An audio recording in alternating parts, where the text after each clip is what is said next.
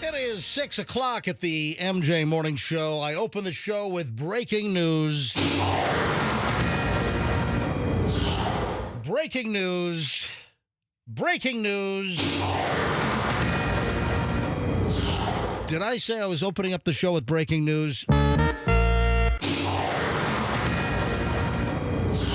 need to open up the show and discuss the attack. Let me start the show discussing the big attack over the weekend. This is unbelievable. Shorty Shane was attacked by a neighbor. Michelle, what are your thoughts on this? Can you believe that Shorty Shane was attacked by a neighbor? I can't believe this. I mean, by somebody he knows who was, I mean, I heard him telling you the story the other day. It was just crazy. Yeah, so Shorty Shane's going to join us at 8 o'clock or so. He'll be here just a few minutes after 8 o'clock. I think like 8:05, 8:10. So, hey, Fester, glad you could join us this morning. Why are you walking in? You're shaking your head. You're like all like disinterested. What is your deal this morning? Disinterested. No, you're like, well, hold on. First of all, my head has a natural shake side to side because of the jiggle of my walk. 2, I walk in mid-sentence with you saying Shorty Shane was attacked. Yeah. And that was my tisk head shake of disdain. All right, we had the story. 2 big attacks over the weekend. Obviously, the biggest attack, Shorty Shane attacked by a neighbor in Lakeland. Yes. That's and then something happened in Iran.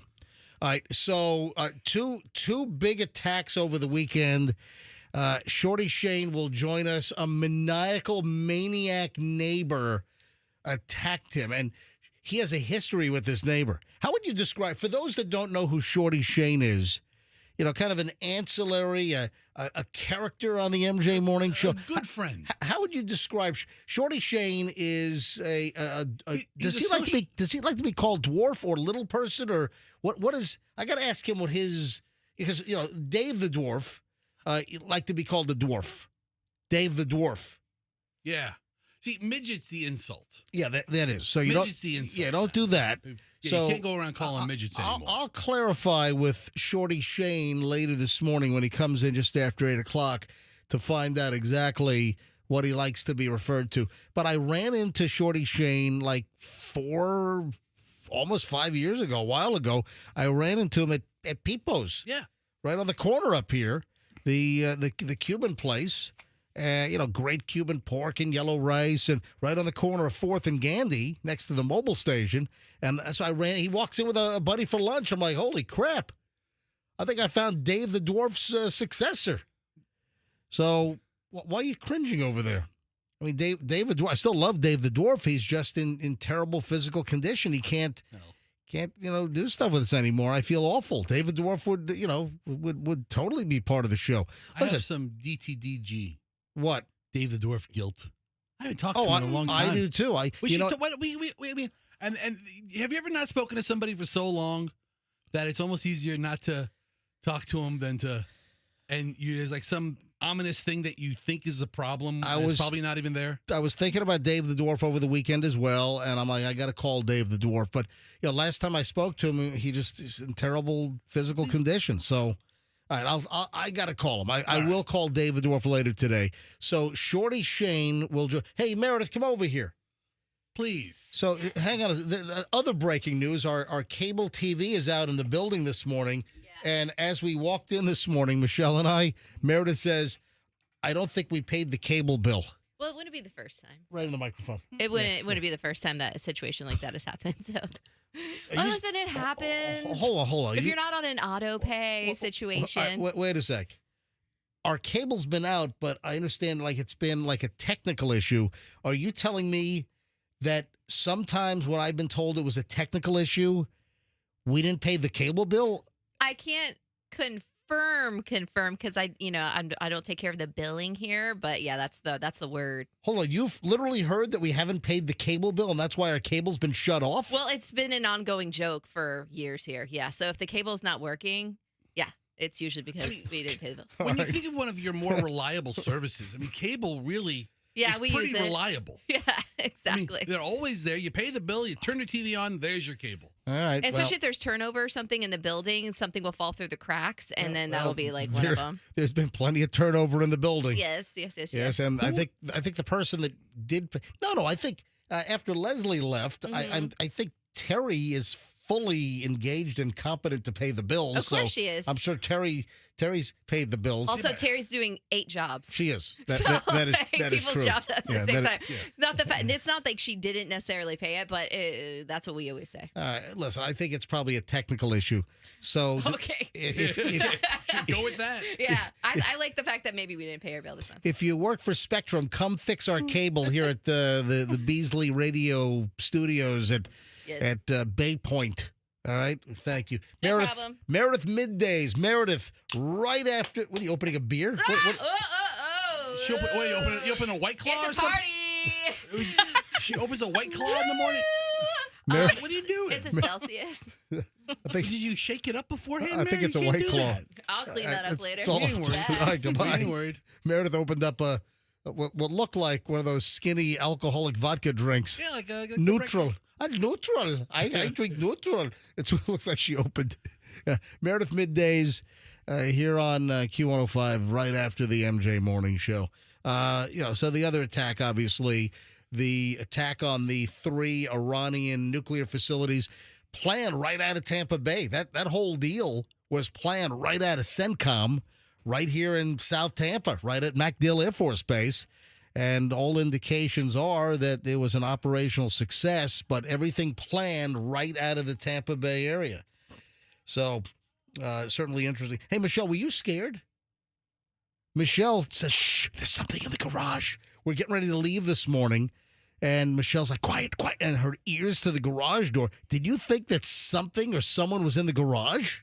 Well, I knew that something was, and I figured what it was, but it was so unusual. I just wanted to make sure I wasn't, off on what my speculation was. Yeah, we think we had a black bear in the garage this morning. Oh, wow. No, it was a cricket. Yes. See? Are you surprised? Was it like one of those huge, big grasshopper crickets? That invasive species. Have you seen those? We just heard it. I only heard it, but you know what? Here's the thing.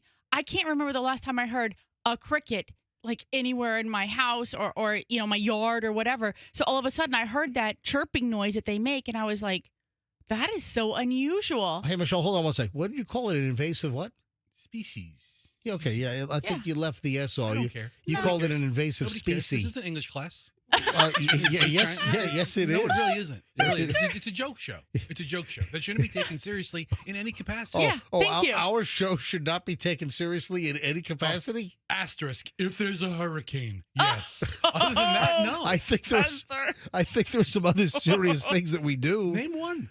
There are plenty of serious I'll things give you that the whole commercial break to think of. All right. There are plenty of serious things that we do here on the MJ Morning Show. Oh, yeah, but we talked to Great Bull Rescue, who rescues Americans like overseas. Okay, I'll give you 1.5. All right, listen. We're a joke show. This show is, yes, primarily this is an entertainment-based, Almost exclusively. funny show, but we do have the ability to pivot and do some serious things when conditions warrant. And those conditions are hurricane conditions. All right. Well, there are some other things as well. What crawled up your ass I'm today? just pointing it out. I mean, listen, you're the crawler up ass. I think you said, let's go back to a word you said 45 seconds I think ago. it's I know what crawled up your butt. Whatever was in our garage. Listen. Hey, Michelle, put your ear to Fester's butt and see if you hear the noise up his butt. You don't want her putting her ear near there. Tell me. 'Cause she will leave you. Tell me. Yeah. That Tell me lady's falling something in else. love. Yeah. Well, oh yeah. Listen. Well, as you blow stuff out. All right. You got this thing Fantastic. about me. Man, that was a loud freaking cricket in our garage. Yeah, it was. That was the thing. It was loud, and I'd like for it to get out so it can live, because otherwise it's going to probably die in there. Yeah. Well, when we went into the garage, then it got quiet. Yeah. The cricket said, "Shh, they're coming." So the cricket quieted, but I think it was from the back corner of the garage is where the cricket was. And you know what? And it also reminds me that the show today is sponsored by Cricket Wireless. No, I'm kidding. I'm kidding. Very reliable service. Yeah, here comes Meredith to clean up her mess after half of her energy drink exploded all over. It's going to be a sticky mess. I would have rathered it to be a high noon, but unfortunately, it's just a Yeah. Celsius. No, it'll be fine. So is it going to be a sticky mess? You know, like when you walk behind a bar, you know that Yeah. your shoes are sticking to the floor. It's that sticky bar foot. Yeah, we'll figure that out. Thank you. Yeah, All at right, least it's clean now. 6:10 at the MJ Morning Show. Just getting rolling on a Monday morning. It is going to be a very, very busy show today. Andrew's all pissed off at me. Andrew, our producer, is already pissed off. He's all pissy. He's in a terrible mood. He's yelling at me. I asked him to do one more thing, and he gave me a face and mumbled something under his breath. So why is Andrew all pissy this morning? I'll fill you in on that next. Hang on a minute. But it's going to be a great show, I'll tell you right now. Back in a second. Good morning.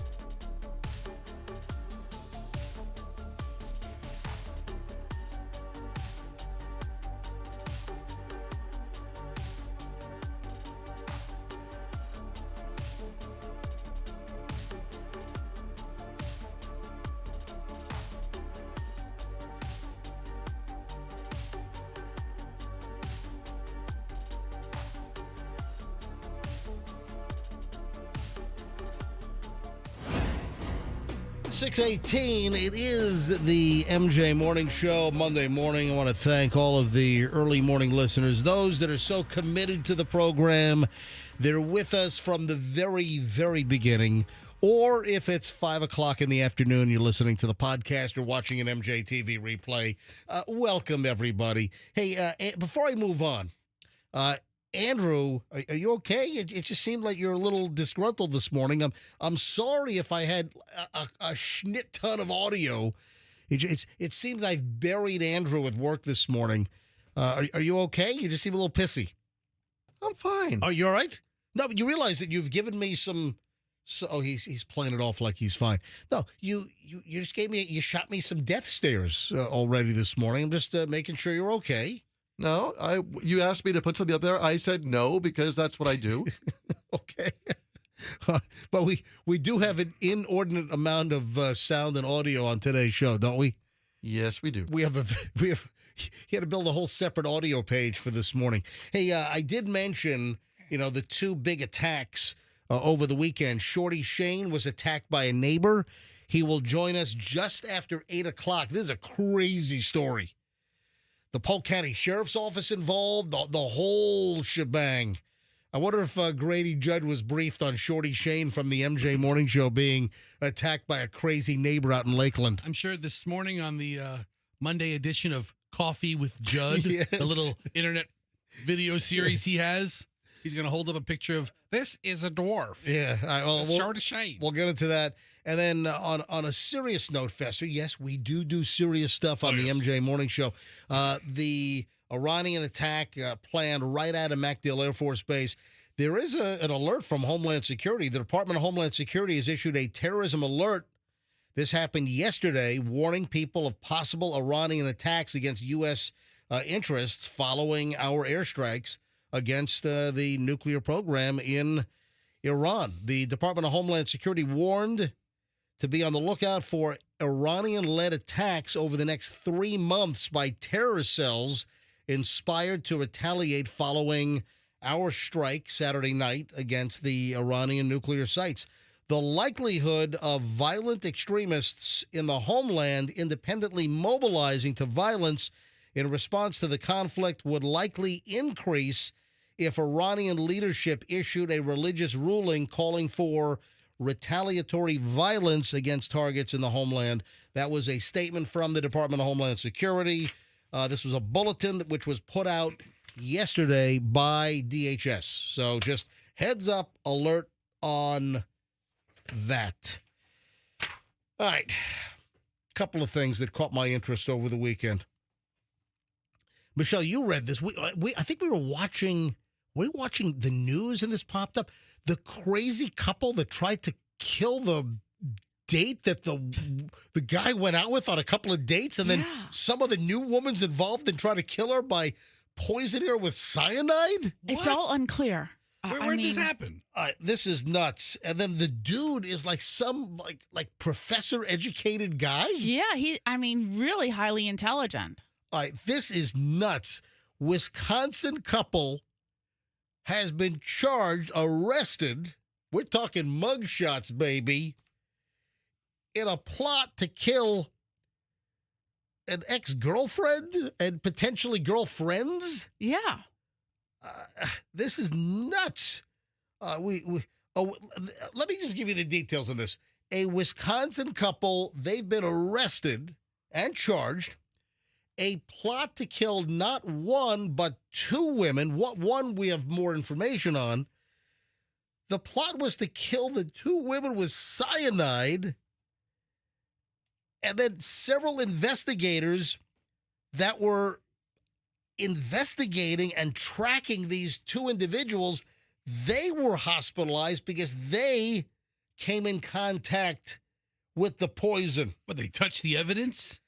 Paula Van Dyne and Andrea, did I say Paula? You did. Paul, excuse me. Because the other girlfriend's name is Andrea, so I added the A. So Paul Van Dyne and Andrea Whitaker, they're accused of creating poison and using the poison in this scheme to murder two different women who were ex-girlfriends of the guy, Van Dyne. So this new girlfriend, third girlfriend, I don't know, she was in on the plot to take out the previous two? But for what purpose? Because the one woman who gave her account of their interaction was just like a couple of dates. Yeah, that's the point. 2 dates. One of the women involved that they tried to kill with cyanide. And wait to hear about the maniacal way they tried to do this.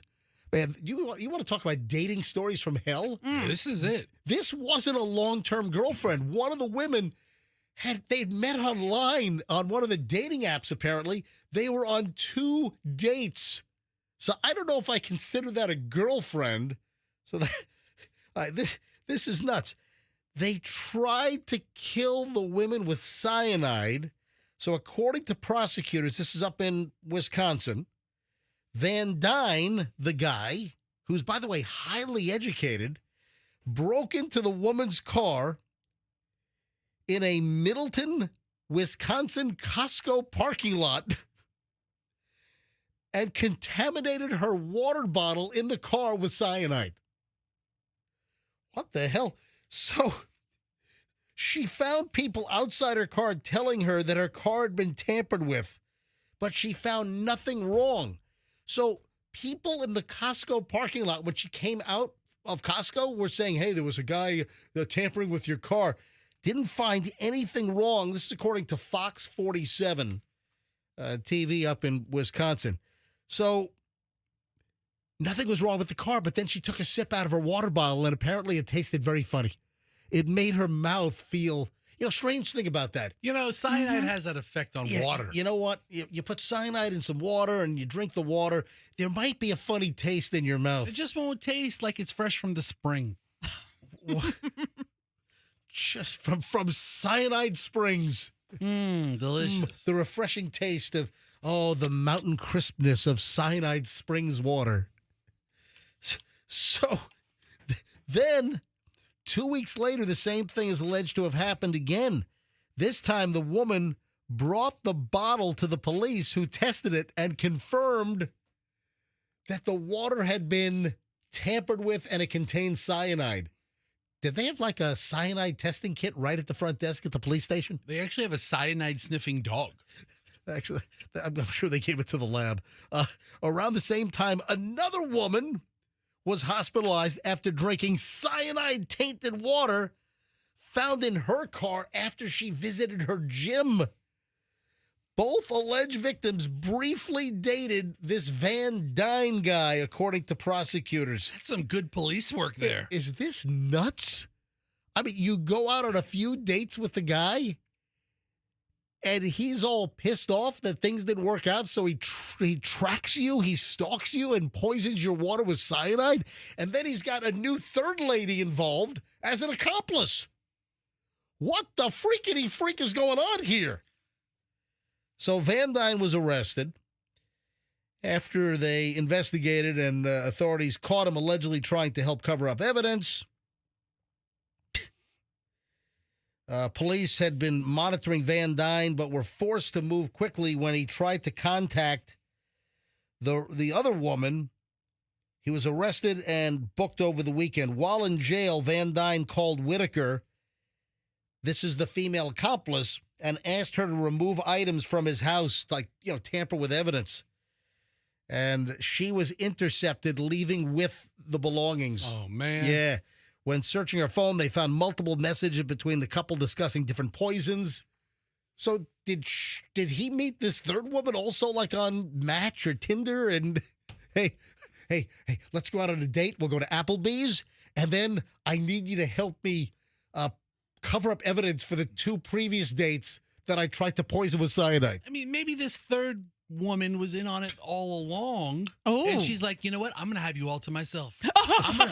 You're going to kill all your ex-girlfriends. And he's like, some like They're not foreplay. girlfriends. They're dates. Okay, you're going to One kill of the women, they went on whatever. 2 So, freaking dates. Listen, you're with this new woman, and she's like, I want you all to myself. We're going to kill every woman you dated since the Clinton administration. You want to talk about some dating hell, man. I mean, just we. And I think the one was still in a wheelchair.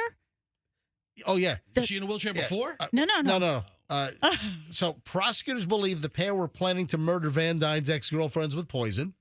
At least 7 state investigators on the case have been hospitalized for possible exposure to the cyanide. So 7... How about wearing some gloves or a mask? Did they taste the water? I don't know. Hey, Fred, tell me if this tastes funny. No. Does this water taste funny? Yep. It's like in the old drug movies where the cop would cut open the bale of Oh, cocaine and uses wet stick his finger in it, wet his pinky, and then and then taste the cocaine. and then he would turn and nod like, "Yep, we got him." Yeah. Where has that ever happened in real police work where the cops are tasting the coke? Oh, it's good. Oh, it's some pure stuff right there. We got him. Oh yeah. Book So 'em. you have 7 investigators for the state of Wisconsin also hospitalized. According to WISN television, I think that's Milwaukee, they reported that the county assistant district attorney revealed that Whitaker's, the woman, Whitaker's online history included searches for does potassium cyanide cloud water and sodium cyanide odor and sodium cyanide searches. So she's searching, for him? This is nuts. Doesn't this guy know you have to use the computer at the library if you're going to do that kind of stuff? Searches also included what does cyanide look like, cyanide lethal. Yeah, they face charges of attempted homicide, aggravated battery, reckless endangerment, and stalking, also involving a dangerous weapon. Prosecutors say that more charges for attempted homicide and stalking are possible. And then also this Whitaker, more charges could be coming for her trying to help the guy cover up the crime. That's nuts. I mean, and the dude, Michelle, what did they say? The guy's like a professor or a scientist or something with a pedigree. I think from like either Princeton or yeah. He's I think he's a Princeton grad. Yeah, I mean it's My. hey, crazy and smart. I mean they're not mutually exclusive. So Is his degree in chemistry? He's an Ivy League maniac. Yeah. But I mean, just bizarre because he doesn't. It wasn't like the girls that he was poisoning were long-term relationships, or even possibly going to interfere with his new girl. All right, Michelle, let me ask you a question. Yeah. So, are you saying that the cyanide water poisoning would have been more palatable? Yes, pun intended. If the women were like long-term relationships versus just a couple of dates from Match.com? Sure. I mean, it's like it's so hard to understand what their reality was, that like they felt that they had to take this drastic measure to, Yeah. get rid of these girls. I mean, it'd be one thing if MJ, you're dating this new lady and that pain in the ass Michelle won't go away. Right. Yeah, and she's just pestering your life. She's itching for some cyanide. But Yeah. So also- let's cyanide her up good. I think they met on plentyofpoison.com. The thing is that, Plenty of poison. I Yes. mean, they broke into her car and tainted the water that was in her car. So then I was like, Yeah. I leave water in my car sometimes and then get in the next day, and I'm not doing that anymore. Victim 1, the water was tampered with in a Costco parking lot. Yeah. Victim number 2, the water was tampered with in, I guess, her gym parking lot. Yeah. Lesson learned. Don't leave your water bottles in your car Yeah. to be contaminated Well, with. you would think that at least the gym water lady, why wasn't the water bottle in the gym with her at the workout? Maybe she had 2. Maybe she took one Oh, in yeah, to drink, and then she had left one in the car for after. Now, I can see the other woman leaving the water bottle in the car at the Costco Yeah. because she probably stopped to get the drink and the hot dog deal That's a good deal. at the food court for I mean- for $1.50. It's a good deal. It's a lost leader for them, Oh, it is, They lose money absolutely. on that. So Yeah. don't leave anything that you're planning to consume in your car, unwatched. Doesn't Costco and Sam's, did they lose money on the rotisserie chicken as well? I think so. I think yeah. they lose a little bit on that as well. All right, 6:32 at the MJ Morning Show. Just hey, nutty dating story. And guess what? It gets crazier, folks, because the morons in the news rolls next here on the MJ Morning Show. Hey, you better hurry. It is coming up quickly. The expiration of the amazing 0.0% finance deal at International Diamond Center. So it ends at the end of the month. Today is the 23rd. It ends on the 30th. There is 1 week left. It is engagement season. It is, wedding season. If you want to get an amazing diamond ring, whether it's a wedding band, you want to get an engagement ring, if you want to do a diamond upgrade for the love of your life, now's the time because you can select from unbelievable high-quality jewelry, the biggest and best diamond selection, bar none, in the entire state of Florida. Because IDC, they're the diamond experts, obviously. You can get any jewelry at IDC right now with 0.0% financing. That's no financing charges for 5 years or until 2030. So if you're making monthly payments, it's principal only, no interest. Do you know what you save? It's amazing. This deal, all the jewelry in the place, most items, I think Rolex is excluded, but everything else, 0.0% financing at IDC. Tampa, Clearwater, Lakeland, and Sarasota, 1 week left. Even if it's not, an engagement ring or a wedding band. What about just regular amazing jewelry, diamond stud earrings, necklaces, bracelets, you name it. 0.0% financing at IDC. It ends on the 30th, so hurry up and tell them that MJ sent you.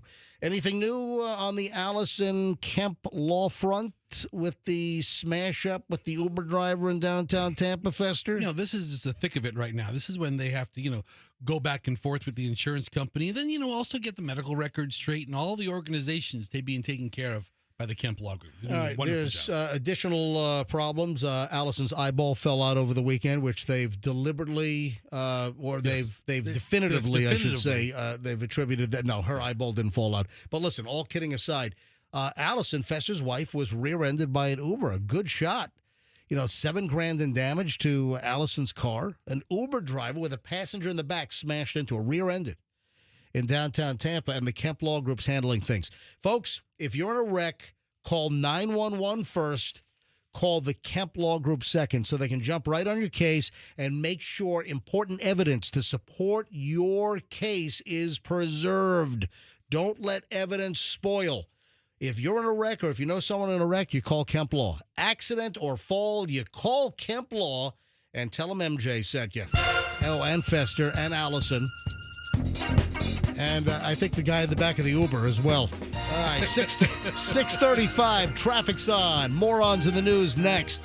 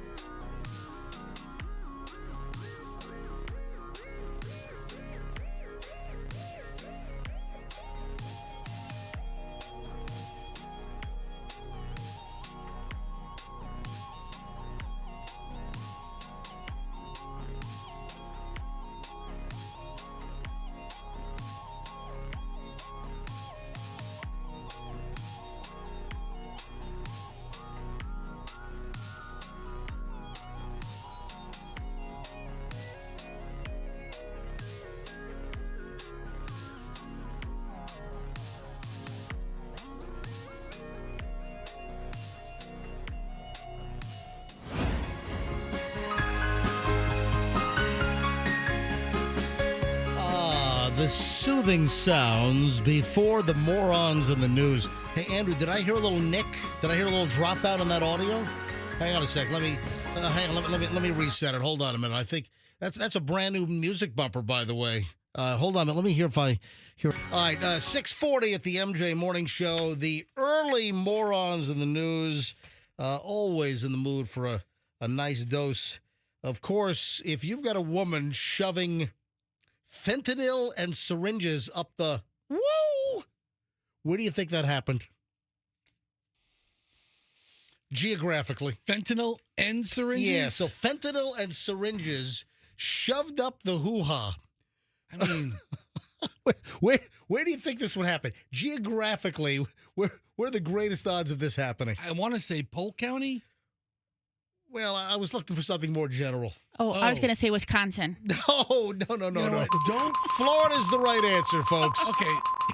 Florida is the right answer. Oh, I knew Florida was the answer. I was trying to bring it to the zip code. Yeah, Fester, you actually, you were about to say Polk County. Yeah, this is a great story.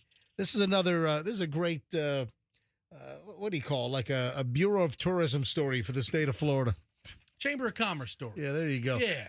Or the Bureau of Tourism. Those commercials that they run up in the Northeast in the winter of the Florida beaches and women shoving fentanyl up themselves. Up there, yeah. Jessica Reno, 34. She even sounds like a good time. Jessica Reno. She sounds like a party chick, doesn't she? Oh, man, that Jessica Reno. Oh, yeah. So I wonder if Jessica Reno is related to Janet Reno. The former, hi, I'm Janet Reno. The former attorney general. Well, Janet Reno is based out of Miami. This is her niece. Up in Flagler County. So, listen, just up the state a little bit. Ooh, she's kind of attractive. So, I don't look at that picture. That looks like a glamour shot. Wait, she has. I saw the mugshot yesterday. I'll hold it up. I'll hold it up to MJTV. She's got a lot of. This is the most flowy hair I've ever seen in a mugshot. Yeah, it looks like she's in a Tresemme commercial. I think she resembles Blake Lively. Now, yes. Now, right? Facial feature-wise, I do not find her attractive. No. But her long, flowing blonde locks. Yeah. I mean, it actually looks like they brought in a stylist to do her hair before the mugshot. She's like an ugly Rapunzel. And you know what? Hold on a minute. It's almost like she's wearing the salon cape as well in the mugshot. Exactly. Seriously, it's almost like she's wearing that. What do they call that they put on you at the salon? A cape. The cape, the gown, whatever it is. It almost looks like that in her mugshot. Jessica Reno, accused of a whole bunch of crimes, including smuggling a controlled substance and possession of fentanyl, according to the Flagler County Sheriff's Office on the other side of the state. Yeah, the underlying incident, the reason why they were after her in the first place was not drug related at all. So back on June 15th, Reno was pulled over for a mismatched license plate allegedly assigned to a Ford car, but it was stuck on her Chevy pickup. That's a big people will grab some other plate, put it on the vehicle, so they're not driving around with a blank spot. Yeah, that's super obvious. They're hoping the cops don't run their tag. So she's got a mismatched plate, very common. And also, the driver's side seatbelt was dangling, I guess, outside of the door of the vehicle. So that would also tell a police officer that you're not wearing your seatbelt if your seatbelt is dangling outside of the door of your vehicle. So if you're driving around in a Chevy pickup with a license plate that's supposed to be on a Ford car, that's one thing. Make sure your seatbelt is not dangling out of the driver's door, which would clearly be a probable cause for a pullover, then a license plate check. When they run the tag, they see it's the wrong freaking vehicle. So a deputy wrote that, I guess the seatbelt consistent with the driver not wearing the seatbelt in the affidavit, and the traffic stop ensued. The deputy says that Reno seemed to be taking her time, I guess, at the initiation of the traffic stop.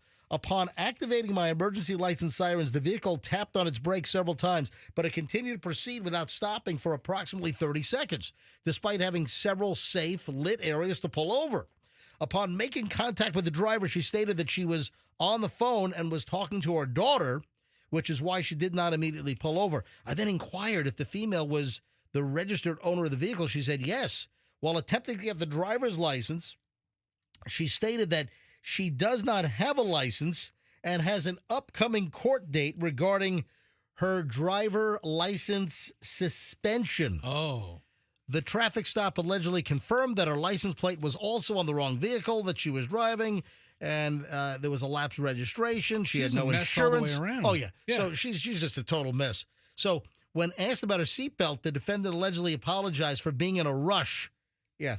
So in Florida, seatbelt is now a primary. Remember seatbelt used to be secondary? Yes. That if they pulled you over for something else, Mm-hmm. that they could hit you with a seatbelt violation if you weren't wearing it. But then some years ago, it became a primary violation, and they can pull you over just if they notice that you're not wearing a seatbelt. So it became a primary. So this lady's a mess. She's Mirandized by the cop, right? This is over in Flagler County. She allegedly admitted that she was aware of her suspended license, had an upcoming court date, and had previously been caught driving without a license. She also said that she used her friend's license plate after her own license plate blew off her truck about 6 days prior to the traffic stop. It just blew right off the vehicle. I've owned cars pretty consistently for many years I've now. never had a license plate just blow off. Not once. Maybe she just had it scotch taped on. She didn't use those little bolts you're supposed to screw your plate in. She just had some scotch tape. Yeah, that's it. Maybe some 3M blue painter's tape holding her plate on. So upon placing Jessica under arrest for the whole laundry list of items above, the female deputy was requested to come to the scene and perform a search. Oh. During that time, it was explained to Jessica that if she had any contraband on her or inside her person, she would face additional charges if it was located at the inmate facility. And that's something they always tell you. If you watch episodes of Cops or any like live PD type stuff, you'll hear it all the time. That, hey, if you have anything on you, tell us now. The charges are a lot less because there are typically enhanced charges if they bring you to the lockup, if they bring you to the jail intake, and they find the contraband there, because then you're hit with like attempting to smuggle contraband into a facility.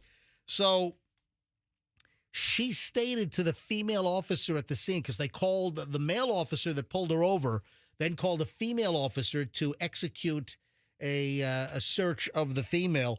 And she said, nope, I don't have anything on me. There's no contraband. They're going to check. You know that, right, Reno? Yep. So they took her to the local Flagler County lockup, right? And that's when the drugs were found. The booking deputies discovered a black sock tucked into her cavity. Oh. The police affidavit is more specific from a physiological and a Anatomical? Yeah, that's the word I'm looking for. There you go. From an anatomical standpoint, they found a black sock shoved up in her Self. within the black sock. They found 6 capped syringes and a bag of white powdery substance. And when they said, "What is this?" she said, "Fentanyl." So Great. at least she had the caps on the syringes up the. Whoop. Yeah. Oh, Safety first, MJ. Safety first. My God, I mean, this is making me squeamish. I don't understand. Just go back to her picture because she really does look like Blake Lively. I mean, She looks like Blake Lively on Blake's worst oh, day that picture ever. looks. Oh yeah, look at that. uh, You're exactly right. That's like Blake Lively without makeup. That's what Ryan Reynolds wakes up to every morning.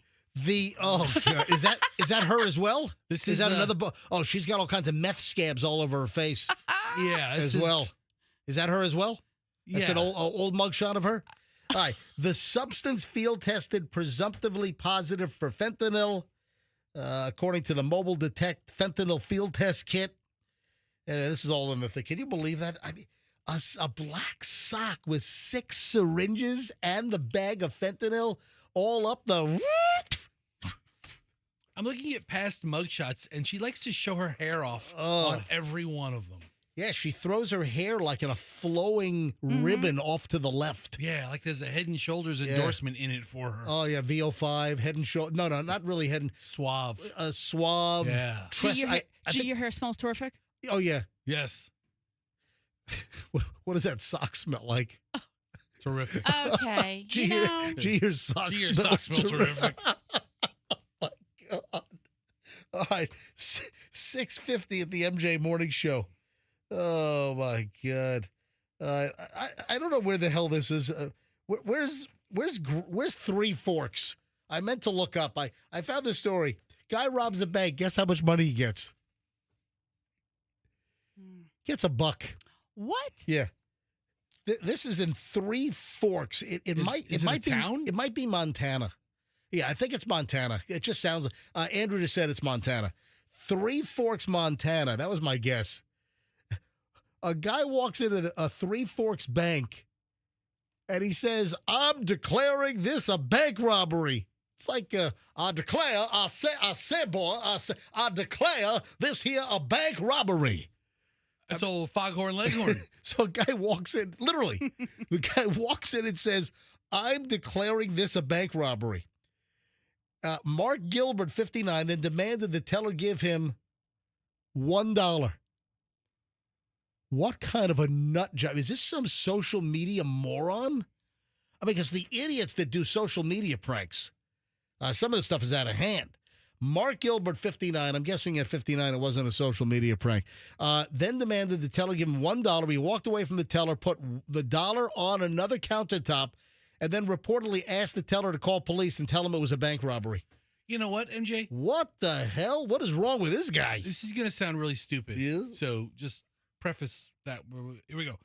Just- Sometimes people... You mean you want to preface what you're about to say that it's stupid? Maybe. Okay.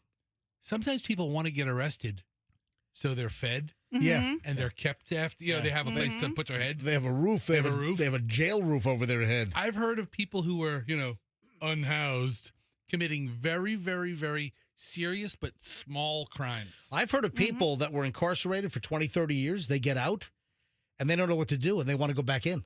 And then they commit another crime to go back in. I've heard of those stories before. That's sad. Gilbert then sat on the steps in front of the bank until the cops showed up. A Gallatin County Sheriff's Office deputy noted in the charging documents that the teller was emotionally upset and in fear of bodily injury at the time of the law enforcement arrival. Gilbert's currently being held at the Gallatin County Detention Center, expected to appear in the Gallatin County Justice Court for his first appearance.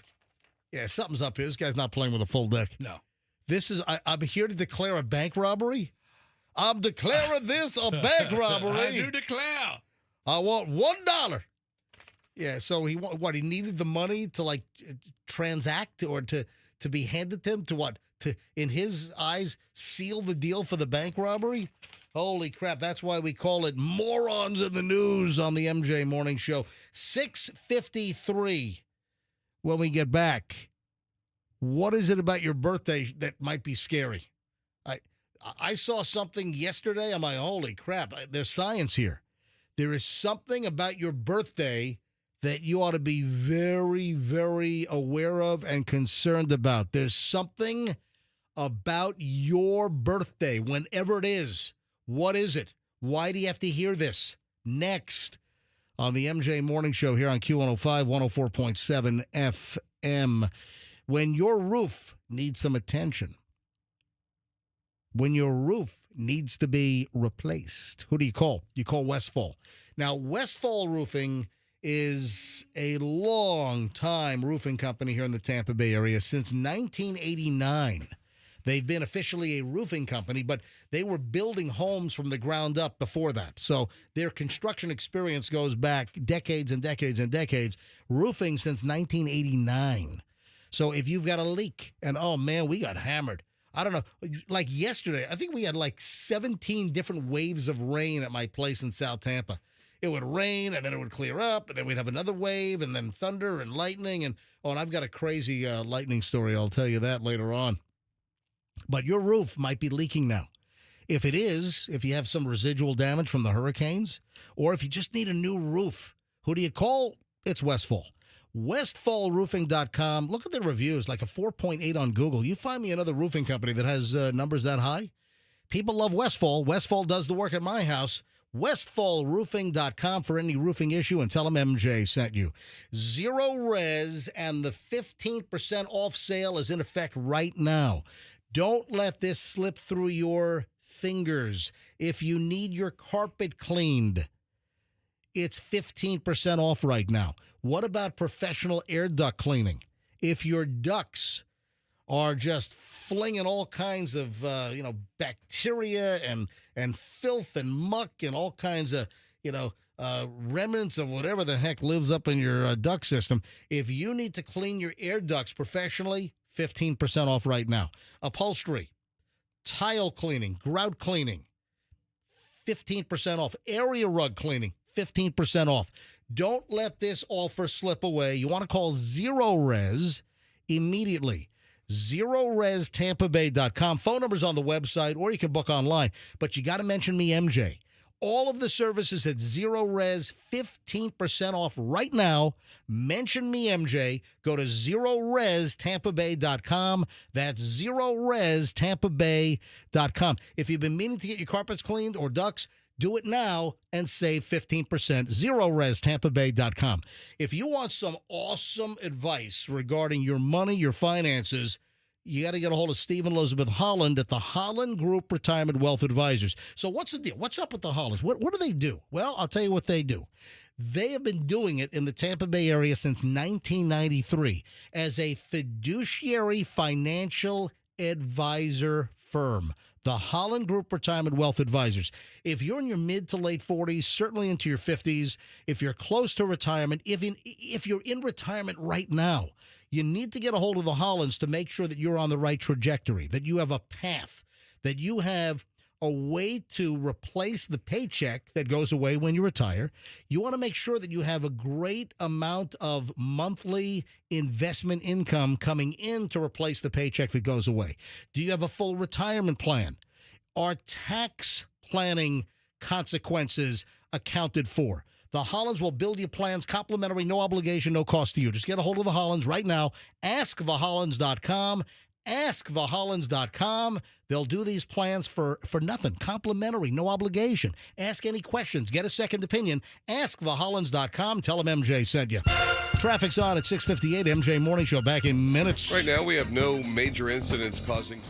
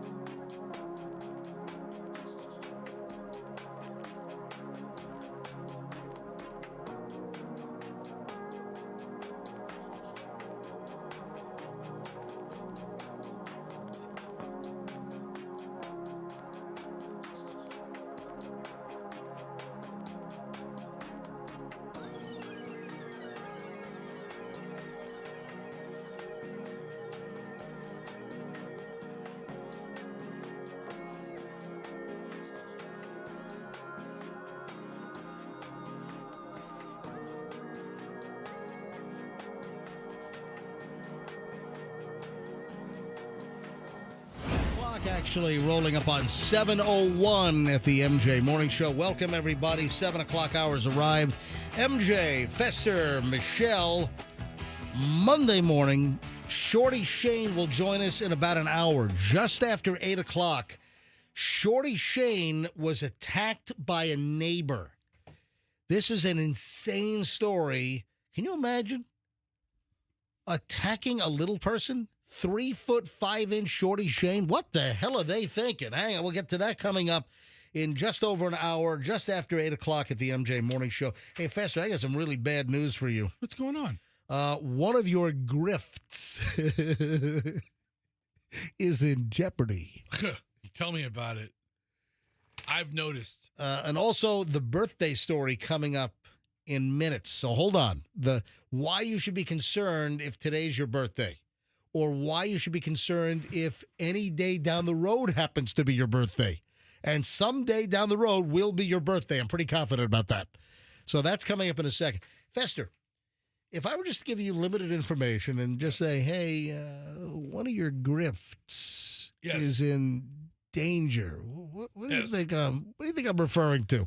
Well, first of all, why don't you go down your list of grifts? The grift list is too long. No. I want you to go down the grift list. Go down all of the grifts that you have. All right. One, I always get free beverages from fast food joints because I carry one of their cups in my trunk. Fester has a trunk full of cups from all the various fast food restaurants, so he can just pull off into the parking lot, just walk right in the door, side door typically with a cup, and then it looks like he's already there, paid for it, and just walks up like he's at. You got a Popeyes cup in the trunk? I do. All right. The white one. Yep. Yeah, the white plastic with one. the orange Popeyes up the side. Yeah. See, here's a kick in the nuts. Yeah. McDonald's is now making like clear glasses. Yeah. So you have to hold it, like wrap it a little better or hold it low. But I think we have one at home. You want me to bring it for you? Is it a large? I think it is. Because if it's a small, don't waste my time. Also, I am a frequent enjoyer of hotel breakfasts. Okay. Next grift. Well, you grab handfuls of Splenda apparently at Wawa or any convenience store when you walk in to get a coffee. Never. You clear out the entire bin, right? I've never paid for a artificial sweetener at any time ever in my life. So, I got a couple of them work. All of them fairly low level, though. About how many pounds of sweetener are you sitting on right now in the single little convenience store serving packets? We measure it in kilos. How many kilos? And it's a lot. 2.2 pounds. Oh, my God. Which grift? If you were to say one of my grifts are in jeopardy, or... Well, hold on. You left one of your biggest grifts off the list. Which one? Like I said, the list is too long. You going on, vacation to... Listen. Hotel pools, resort pools. Especially the ones closer to Disney. Or the ones in Disney. Lazy River. Yeah, sure. Yeah. So isn't one of your rackets to, book, you book a lunch reservation and then you just get in, use the pool, and cancel the reservation? Or Disney has gotten really tough about getting on property. Every hotel has a little guard check. They try to size you up what you're doing there, and you either have to have a dining reservation or a hotel reservation, right? Because they want you there for the hotel, for the restaurants. So you make one dining reservation, and then when you get there, you go to the restaurant and you cancel. It's like, oh, hey, kids aren't hungry. We just had pizza. Sorry. They even try to make a reservation later in the day, and they're booked. Yeah. They're like, oh, sir, we can't get you in at 7:30, but oh, crap. Okay. Let's just cancel it. And it gets canceled then, because otherwise they'll bill you. They'll bill you like $40 if you make a reservation. $10 a no-show charge. Right. Yeah. So what I found is almost easier is to book a dining reservation for one and then just not show up. Who cares? Take the $10, Disney. You got me. So then you get to utilize the facilities. Then you're in the facility. And once you're in the facility, you look like everybody else. Yeah. You walk into the pool area. You walk into the... You look like you belong. Yeah. I can confirm that one of the above grifts All right. that Fester has discussed is in jeopardy. If you were to guess which one of your grifts is in danger of extinction, an extinction level event. So... I don't think it's the pools, although it's gotten much more difficult. Okay. There's one pool I forget the name of the place. Which one do you think is in jeopardy? I think it's the sodas at the fast food places. Ooh. Incorrect. That grift is safe for now. Well, there's a couple of like McDonald remodels where they don't put the Coke vending hold machine on in a the public area. That was, wait a minute, that was a story. We had that a year ago. It's real. It's real. So they're reverting back to the person has to fill your drink? The thing is, the business, the cost of running that, Yeah. 20 fountain head thing or that smart robot machine is so much and so much of the business is drive-through. Fester. Fester. Quickly. Yeah. We have the story. Quickly Google, before I move on and before I do the big reveal, Google McDonald's soda behind the counter. This was a story in the last year that McDonald's, I think by 2030 or 2028, they plan to move all the soft drinks. Look at this. I got it. Let me just do this. From 2023, September 12th, 2023, from the Today Show, and this was everywhere, McDonald's is phasing out self-serve soda stations. Here's why.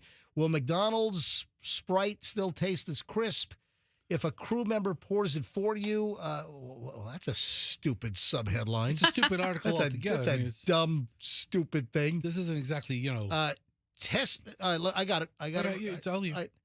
Don't touch it. I'm not. Testing out all the possible soda combinations at your local McDonald's will one day become a thing of the past. It's called kamikaze. McDonald's USA has confirmed to Today.com that it will be phasing out what has become a signature part of McDonald's experience, self-serve beverage stations. This means no longer will customers be handed an empty cup by an employee, then add ice and their beverage of choice away from the point of... Anyway, so I guess this is an extinction-level event, at least at McDonald's, in the coming years. Now, it was here we go. McDonald's is transitioning away from self-serve beverage stations in dining rooms across the U.S. by the year 2032. Yeah. What is it, 7 years from now? It takes a long time to remodel all the McDonald's. Mm-hmm. The chain says the change is intended to create a consistent experience for both McDonald's workers and their customers at all ordering points. But guess what? I'll tell you right now that the expense for all the syrups and maintenance, all that stuff's going down. Yeah. And they're increasing their profit value or their profit margin, I should say, on the drinks. And you can thank me for this because, one drink at a time. Now, I'm sure there are some McDonald's, maybe new builds that are just opening. Maybe they've already moved the soda behind the counter. I've been to McDonald's before and I'm like, oh, wait, this ain't for me anymore. So you have been to a McDonald's where they've already moved. So I'm sure Yes. they're slowly moving it, and will have a full transition by 2032. Like a place like McDonald's, figure like the redesign arc is probably 7 to 10 years. Yeah. So that's why it's such a long time out. They give themselves a 10-year window. Ones that got remodeled yesterday, they're not going to be due again until 2032. Right. So, yeah, I mean, I understand the timeline, but I've been to, I think, 2 of them already where you walked in and you order your drink and they give it to you behind the counter. And then, like I said, 85% of the business is through the drive-through. So what a BS excuse they give to make it more consistent for the employees and the customer. But then you look at a place like Chick-fil-A. Yeah. They don't have self-service Right, drinks. right. But everything's through the counter. What about Burger King? Burger King, they have the machines. You're correct. They have the self-service. You're correct in saying that fast food, even more in the last couple of years, fast food is real. That's why when they're building new restaurants, they're shrinking the indoor dining space because people are just not dining in fast food places as much. Listen, let me get to the underlying. They built a new Chick-fil-A, no dining space. Yeah. It's all drive. Yeah. And that's what the business is. Let me get to the underlying story at hand here. And I asked which one of your grifts is going to go extinct. Well, that one apparently could be on the horizon, but further down the road. Yeah, it's a horizon event. Fester, the free grift that you rely on, and you've even corrupted your kids by bringing. I've taken them to all the grifts. Do you tell you? It's great. Like a bunch of travelers, like a bunch of gypsy kids. I offer to repave the parking lot while I'm there. I'm just like a traveler. If you don't know. Free breakfast is disappearing at popular hotel chains. Okay, that's not... The free breakfast is going away. Okay, that's just them going away. That's not the end of the grift. I mean, man, it's just making the grift a little more challenging. Hold on. If they're doing away with the breakfast, right? Okay, but that's, then how does that not make your free? So if you don't No. know the story, Fester will just walk into hotel chains in the morning and grab free breakfast. Walks in the front door like he's a guest that just spent the night. He even has a handful of like cards, old key cards to make it look. I have friends who travel who bring me back their key card. So Fester has key cards and cups in his trunk. Listen, All man. right.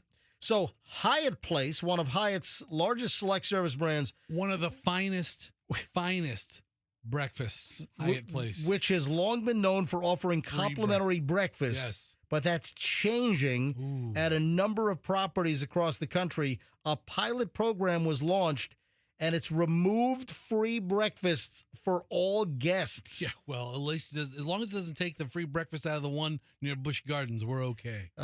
Now their website says free breakfast at most hotels instead of all hotels. So for dozens of properties, Hyatt Place has already taken away free breakfast. And trust me, they're looking for every way to reduce their costs and charge you more. Like the resort fee. Yeah. You know, the resort fee is insane. You know, that drives me nuts. You know, you book a hotel room, it's X number of dollars a night, and then you check in, and then there's the resort fee. This covers your internet, your towels, the use of the exercise room. Look, just build the freaking fee into the rate. But then people wouldn't book it because when they're comparing it in the olden days, you didn't have to disclose that. That was a big deal with all of those aggregate platforms, Booking and Expedia and Hotels.com. Yeah. Yeah, people only look at the lowest price, then they read the fine print, and they realize they're paying just as much or more if they would have stayed somewhere else that didn't have the fee. But listen, Holiday Inn Express, they're not getting rid of their breakfast. Let me tell you something. Hold on, you don't know that. Listen, I'm telling you, I don't have a news article on it. Dude, all of these amenities are probably in jeopardy at all of the chains in the future. Plus, you sound like a Tyrannosaurus Rex freaking out when he sees like the meteors coming. It's okay. Listen, eventually all things come to pass. And you know what? There'll be new ones. There'll be new ones. There'll be new grifts on the horizon? New opportunities. I went to the Hyatt Place in Lakeland. And? In the afternoon, they were serving cookies. Oh, yeah. Took them all. I took the tray. What were you doing in Lakeland that you popped into a Hyatt Place to steal their cookies? I had to see a guy about a thing. What the?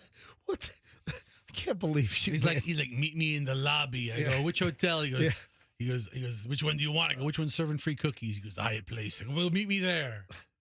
Well, who's the other one that has the famous cookies? Doubletree. They give the cookies out at the counter. Yeah, you have to check in to get your cookies. That means you have to walk. Or you have to walk in and then walk to the elevator and go up a floor and then down a floor so they see you coming out of the elevator and say, "Hey, you got any cookies?" And by the way, there you go, yes, sir. Here you go. A public service announcement: if you're checking into DoubleTree, make sure they give you the regular chocolate chip cookie. Yeah. I accidentally was given one of the gluten-free ones. Oh, no. My God, it tastes like press board. It tastes like sawdust. The gluten-free cookies suck. The regular DoubleTree cookies, great. And they're great. As a warning, if anybody listening sees me at one of these hotels, don't say hello. I'm not trying to draw attention to myself. Very low key. Incognito. Yeah, but I was at the Hampton Inn on Saturday and got some muffins. Yeah. Got some little omelets folded over. It was pretty good. All right, birthday. If today's your birthday, I hate to be the bearer of bad news. Or actually, if tomorrow's your birthday, or if next Thursday's your birthday, or sometime in August, September, October, November. Any day. January, February, March, whatever. I guarantee everybody listening sometime in the next year will have a birthday. You're significantly more likely to die on your birthday. Ooh. I'm sorry to be a I'm sorry to be a Debbie Downer over here. Sorry to be Dickie Downer. Ooh. Yeah. The birthday, there's this statistical oddity. The birthday effect. I'm hoping to die on my birthday. I mean, not the next birthday, but like my 85th birthday. It's like the spaghetti carbonara effect. Is that guy still around? The carbon. What was that guy's name? The kind of the stunt magician guy, the street. You know what I'm talking about? I vaguely remember that. Yeah, the carbonara, whatever. Something. So the birthday effect is a statistical phenomenon, and yeah, this will really crap on your birthday party. This would be a party pooper. That a person's likelihood of dying is higher on or around their birthday. I could totally see that. You know, I notice when somebody does pass away and then you look up like when they were born and you're like, oh man, if they just would have hung on to like 2 more days, they would have made like their next birthday. Yeah. It's like Betty White. Like Right. Betty White. Betty White lived to, in the book, she's 99. 99.9999. Yeah. I mean, remember, People Magazine killed her because People Magazine put out the happy 100th birthday Betty White, and she died just before 100. And they had already pre-printed all those People magazine covers all over the place. Jinxed her. Yeah, they did. So there's a study, and it identifies a 13.8% rise, 13.8% rise in the number of people who meet their end on their actual birthdays compared to other days. So the scientists are like, there's a weird statistical oddity that there's an increase in people that die on their birthdays, and then also not as much on their birthday, but around their birthday, the numbers are a little lower, but it all seems to go up on birthday and days before, days just after. What the hell is that all about? I'll tell you right now, on your birthday, you seem to get a little more excited. That's what I'm thinking. Your excitement level's up. You Yeah. probably have a big meal, or you're probably eating a little more rich than you normally are, and then having a couple of drinks maybe. Then birthday sex. You have a heart attack right there. Just give it out. Coronary issue. We have a Swiss study that says that the chance of you dying on your birthday is 13.8% higher than other days. And then there was a study in the U.S., and our study said that the chance of dying on your birthday is 6.7% higher. So the later Swiss study, actually, it's double what the U.S. study is.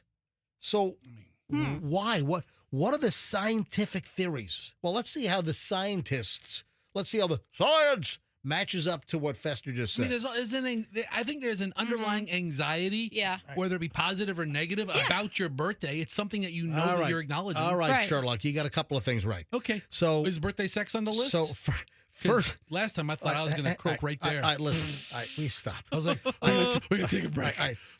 Stop, Fester. First, we stop. Let's just cuddle for a little while. All right.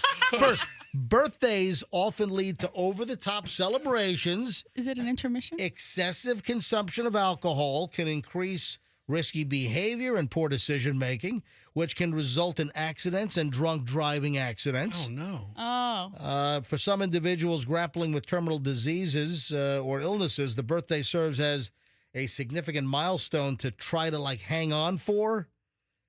And then make it to. And you make it to the birthday, then you let go. Okay. All right. Birthdays can also trigger introspection, sometimes lead to birthday blues, sadness, depression, feelings from unmet expectations, aging, loneliness, stress. Yeah. So those are some of the reasons why the birthday effect could claim you on or near your birthday. Sorry to be a birthday bummer, all right? Wah, wah, wah, All right, 7:20 at the MJ Morning Show. Folks, you are in luck. Oh, man, you in luck. We launch an hour and 20 minutes of nonstop MJ next. Just got word from Shorty Shane. He'll be in about 8:15 or so. Shorty Shane was attacked by a neighbor over the weekend. Our little friend, attacked by a freaking neighbor. Police called, the whole shebang. So we'll get to that coming up in just a bit, so stand by. Also, man, Michelle and I were watching television last night. We see a commercial for Ellen DeGeneres, and she's doing skincare products. Oh, yeah? Yeah. Michelle and I have some observations on Ellen's skincare product line. I thought, didn't she leave the country? Didn't she move to like England. Ireland or something? Or somewhere over there. She has like Yeah. a farm or something. Anyway. And a crazy story. A lightning strike must have been like in my yard over the weekend. So we'll get to that coming up in just a bit. And I'm looking at my pile here. We got an amazing hour and 20 minutes plus of nonstop MJ next. Hey, I want to say hi to all my friends out in Polk County. That's where Shorty Shane is coming from right now. Shorty Shane in traffic heading towards St. Petersburg here. Shorty Shane in studio. Hey, Shorty, if you need a new car, if the neighbor lights your car on fire, you got to go to Miracle Toyota out in Haines City. A special hello to all of our Polk County listeners. If you want an amazing Toyota experience, you want the Miracle Toyota experience. You know what they say, every day is a miracle, Miracle Toyota. It's right on 27 in Haines City. So if you're looking for an amazing experience, if you want a great Toyota dealership, you got it right there in Haines City at Miracle Toyota. And with hurricane season in effect, this is great. Hurricane preparedness. At Miracle Toyota, if you test drive a car, they'll put you in the running for a free electric generator. If you buy any Toyota at Miracle Toyota right now, they will give you a free Honda generator for your house. Miracle Toyota on 27 Haines City. Come on, Polk County, show some MJ Morning Show love. Walk in there and tell Miracle Toyota that MJ from the MJ Morning Show sent you. Now, my friends at IDC, International Diamond Center, want you to know you've got 1 week left. The clock is ticking. You hear that? That is the 1 week left clock with IDC's 0.0% financing. You heard me right. This is not a misprint. I didn't stutter. We're talking about 0.0% financing. The clock is running. Time is running out. It ends 1 week from today on the 30th. On June 30th, 0.0% financing. It's been happening all month long. This is an amazing free financing offer.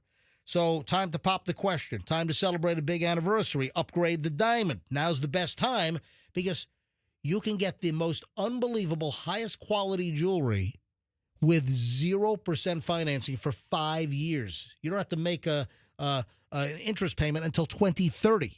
So by then, you'll probably have it paid off. Interest is out, only principal. Imagine what you can get. Take advantage. This ends on Monday next week on the 30th. International Diamond Center, Tampa, Clearwater, Lakeland, Sarasota. Tell them that MJ sent you. Hey, I am thrilled. Let me tell you right now. I am thrilled with my brand new air conditioning unit put in my house by Plan B Air Conditioning. So I've got a house with multiple zones of air conditioning, and one of the zones died, and it wasn't worth repairing. The parts well out of warranty, too expensive. I replaced the whole system, and I have a new Daikin. So this is my first foray into Daikin. Do you know that Daikin is the only manufacturer to offer 12-year parts warranty? Every other brand is less. So other brands are like up to 10 years, 12-year parts warranty with Daikin. Also, Daikin uses the R32 Freon. Other brands are using this new 454B, which is a nightmare to get your hands on. Oh, my, there's like a shortage, and it's like kind of flammable. There's like some propane in it. It's crazy. So you want Daikin, folks. I just put Daikin in my house from Plan B Air Conditioning. If you need AC service or if you need a whole new air conditioner, folks, you want Plan B Air Conditioning. PlanBAirConditioning.com, 813-PLAN-BAC, and tell them that MJ sent you. Traffic's on 725 MJ Morning Show. Back in just a minute.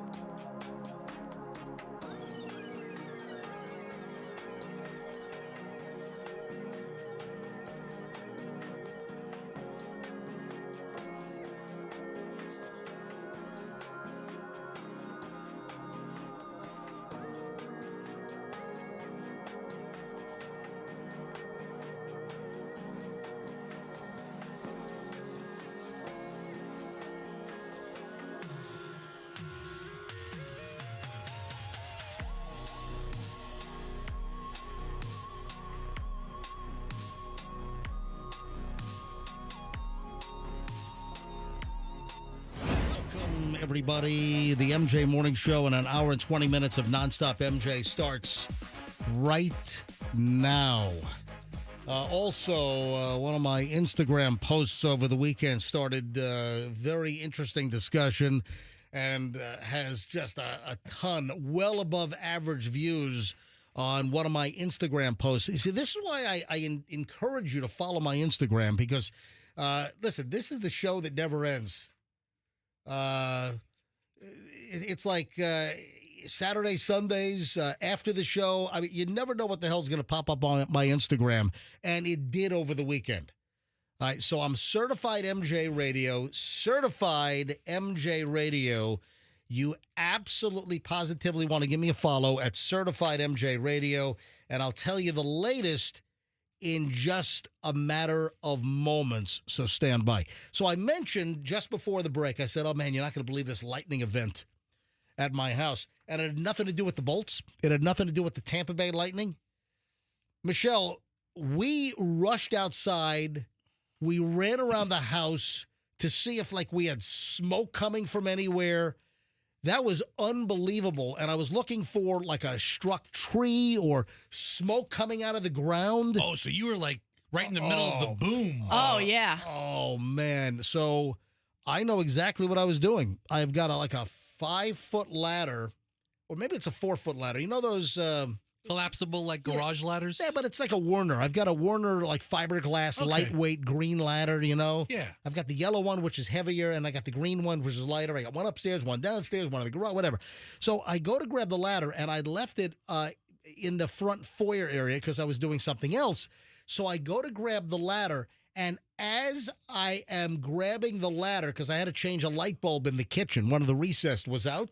So I go, just as I'm touching the ladder. Oh, no. This magnificent flash of light, like a nuclear blast, this amazing flash of light, and then instantaneously, the sound. Instantaneously. It was, well, only went once. That's like a Gilligan's Island kind of deal right here. So immediately the flash of light with the sound, they were right on top of each other. There was not even a distinguishable delay. It was not even a microsecond, a nanosecond. What's less than a nanosecond? There's another measurement even less than a nanosecond. It was instantaneous. And you know the old deal that, you know, when you see the flash and then you kind of count how many seconds before the thunder hits. This was exactly simultaneous. And I can't tell you the last time that I've had a simultaneous. It's been years and years. So that lightning strike, Michelle, and we were all in the house. We all got freaked out. We're like, oh, my God, where was... We thought maybe the house was hit. Was it a picosecond? Is that less than Fester's on the list of, like, how to measure a second. So you got the millisecond, the microsecond, the nanosecond, the picosecond. You've got the femtosecond. I like the femtosecond. How about the attosecond? That's too quick. How about the zeptosecond? Oh, that's a cool name. The zeptosecond. It was instantaneous. And then I looked at my radar scope app, which is the weather app that I use, and like right over our street, it had the lightning bolt. So the lightning detector had already printed on my radar scope app, and it was like right. I was looking to see if our house was like a hit, if there was smoke coming from the attic, and then there was nothing in our house. Everything seemed okay. The electricity didn't go out. Julian swears that it did blip for a second. Maybe a nanosecond.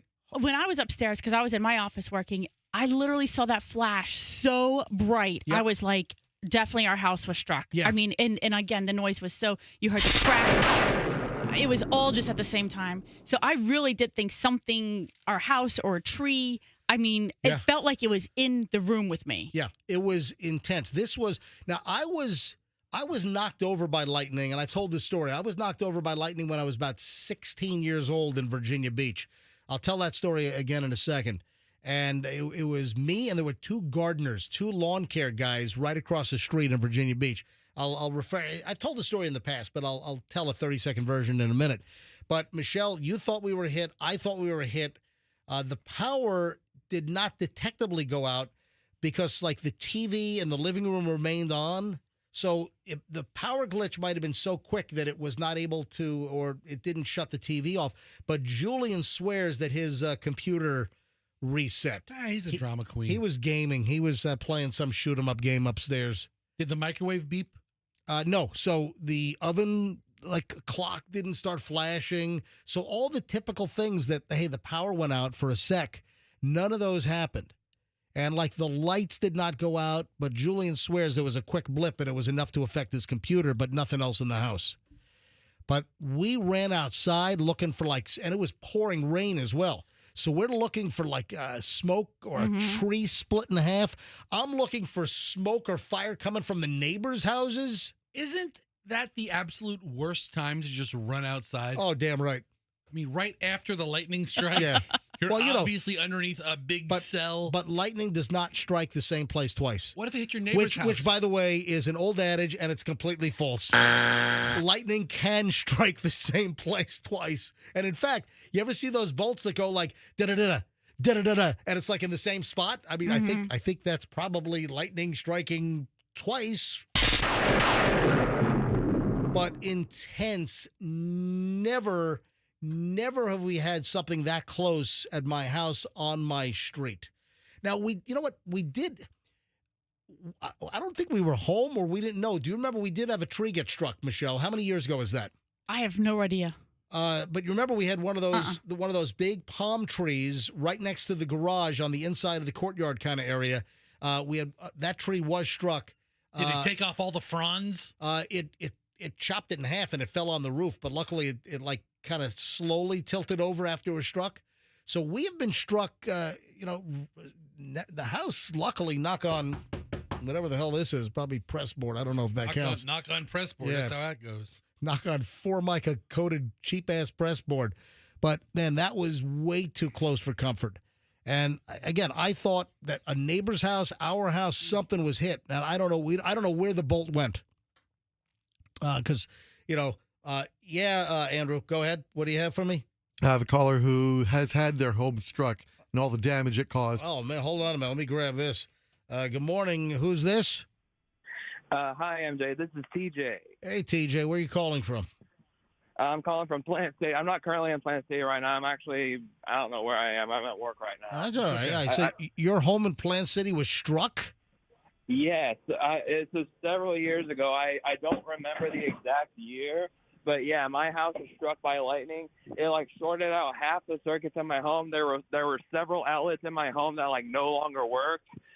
There was several devices that got hit. Oh yeah. They didn't work anymore. One of them was a game console. The sound no longer worked, and also my security system got shorted out. I had to get a new security system. Yeah. You know what, Michelle, when we were leaving to go get a quick bite on Saturday evening about 7 o'clock or so, remember I had trouble setting the alarm that one of our door zones was reading a fault, and I couldn't. The door was closed, so I had to reset the system. So I think the lightning strike was close enough that it did kind of temporarily mess up our alarm system, which I had to reset it, and then everything came back to normal. But that's now. Did your house catch on fire? No, my house didn't catch on fire, thank God. But one of the reason I know that the lightning affected the alarm was, well, first of all, the alarm didn't work anymore. We had to change all the sensors, the actual alarm system. But I noticed a year or two after the fact that one of the old sensors that went to one of the windows that will set the alarm off if the window was open. Yep. It was actually burned, melted. Oh yeah. So did you ever determine where the bolt actually hit? Was it nearby in the yard? Or? I have no idea. Yeah, but you're lucky that it didn't go through the roof and light your attic on fire or something, you know? Yeah, like I said, thank God the house didn't catch on fire. But yeah, you talking about the lightning strike you had the other day remind me of that. I was like, oh man, I gotta call in and let MJ know about this. I appreciate it, TJ. Thank you for listening out in Plant City or wherever you are right now. Thank you, buddy. I appreciate it.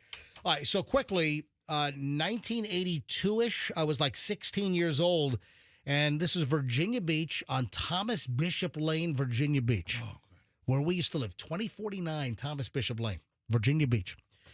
I go out to get the mail I think it's like 1 o'clock. It was summer. I was out of school, and I go out to get the mail at the mailbox at the front of the driveway, and it was overcast. It had not started raining yet when suddenly I'm at the mailbox, opening up the mailbox door, and there were two lawn guys right across the street at the neighbor's house when suddenly there's our house. There's the house? That's the house. Is this the tree right here? Well, no, I didn't say the tree got hit. Oh. So I don't know I don't know if anything got hit. I think it was an airburst.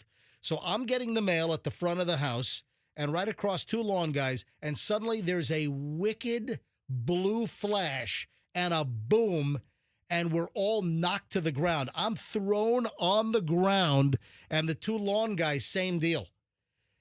And, we got up like, holy crap, what was that? Now, clearly, we then realized that it was a lightning strike, but we couldn't find any, like, smoldering ground or a scorch mark in the pavement. But we were both, three of us, knocked on the ground. I was knocked on the street. They were in the yard.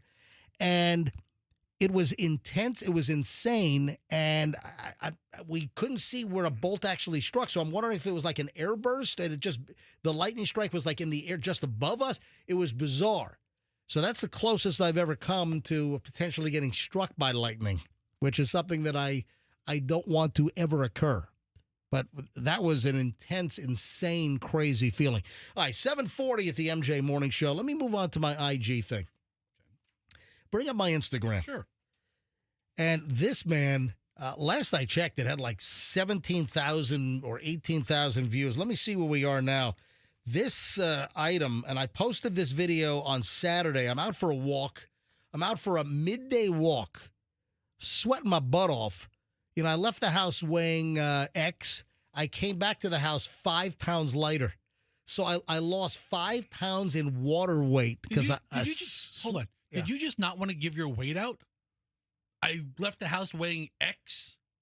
Are you deliberately trying to avoid to say how much you weigh? I don't. Listen, I left the house weighing like 189.5. Okay, it was really awkward. Yeah. I weighed X. I'm sorry. Like it's a top secret? I left the house. It is. It's a very top secret. Everybody knows you shorter guys are stocky. I mean, I okay, left- so, you're a little heavier than you look. Okay, fine. You're 189. You're 190. I left the house weighing 189.5, and my zone is pretty much 186 to 189. That's my zone.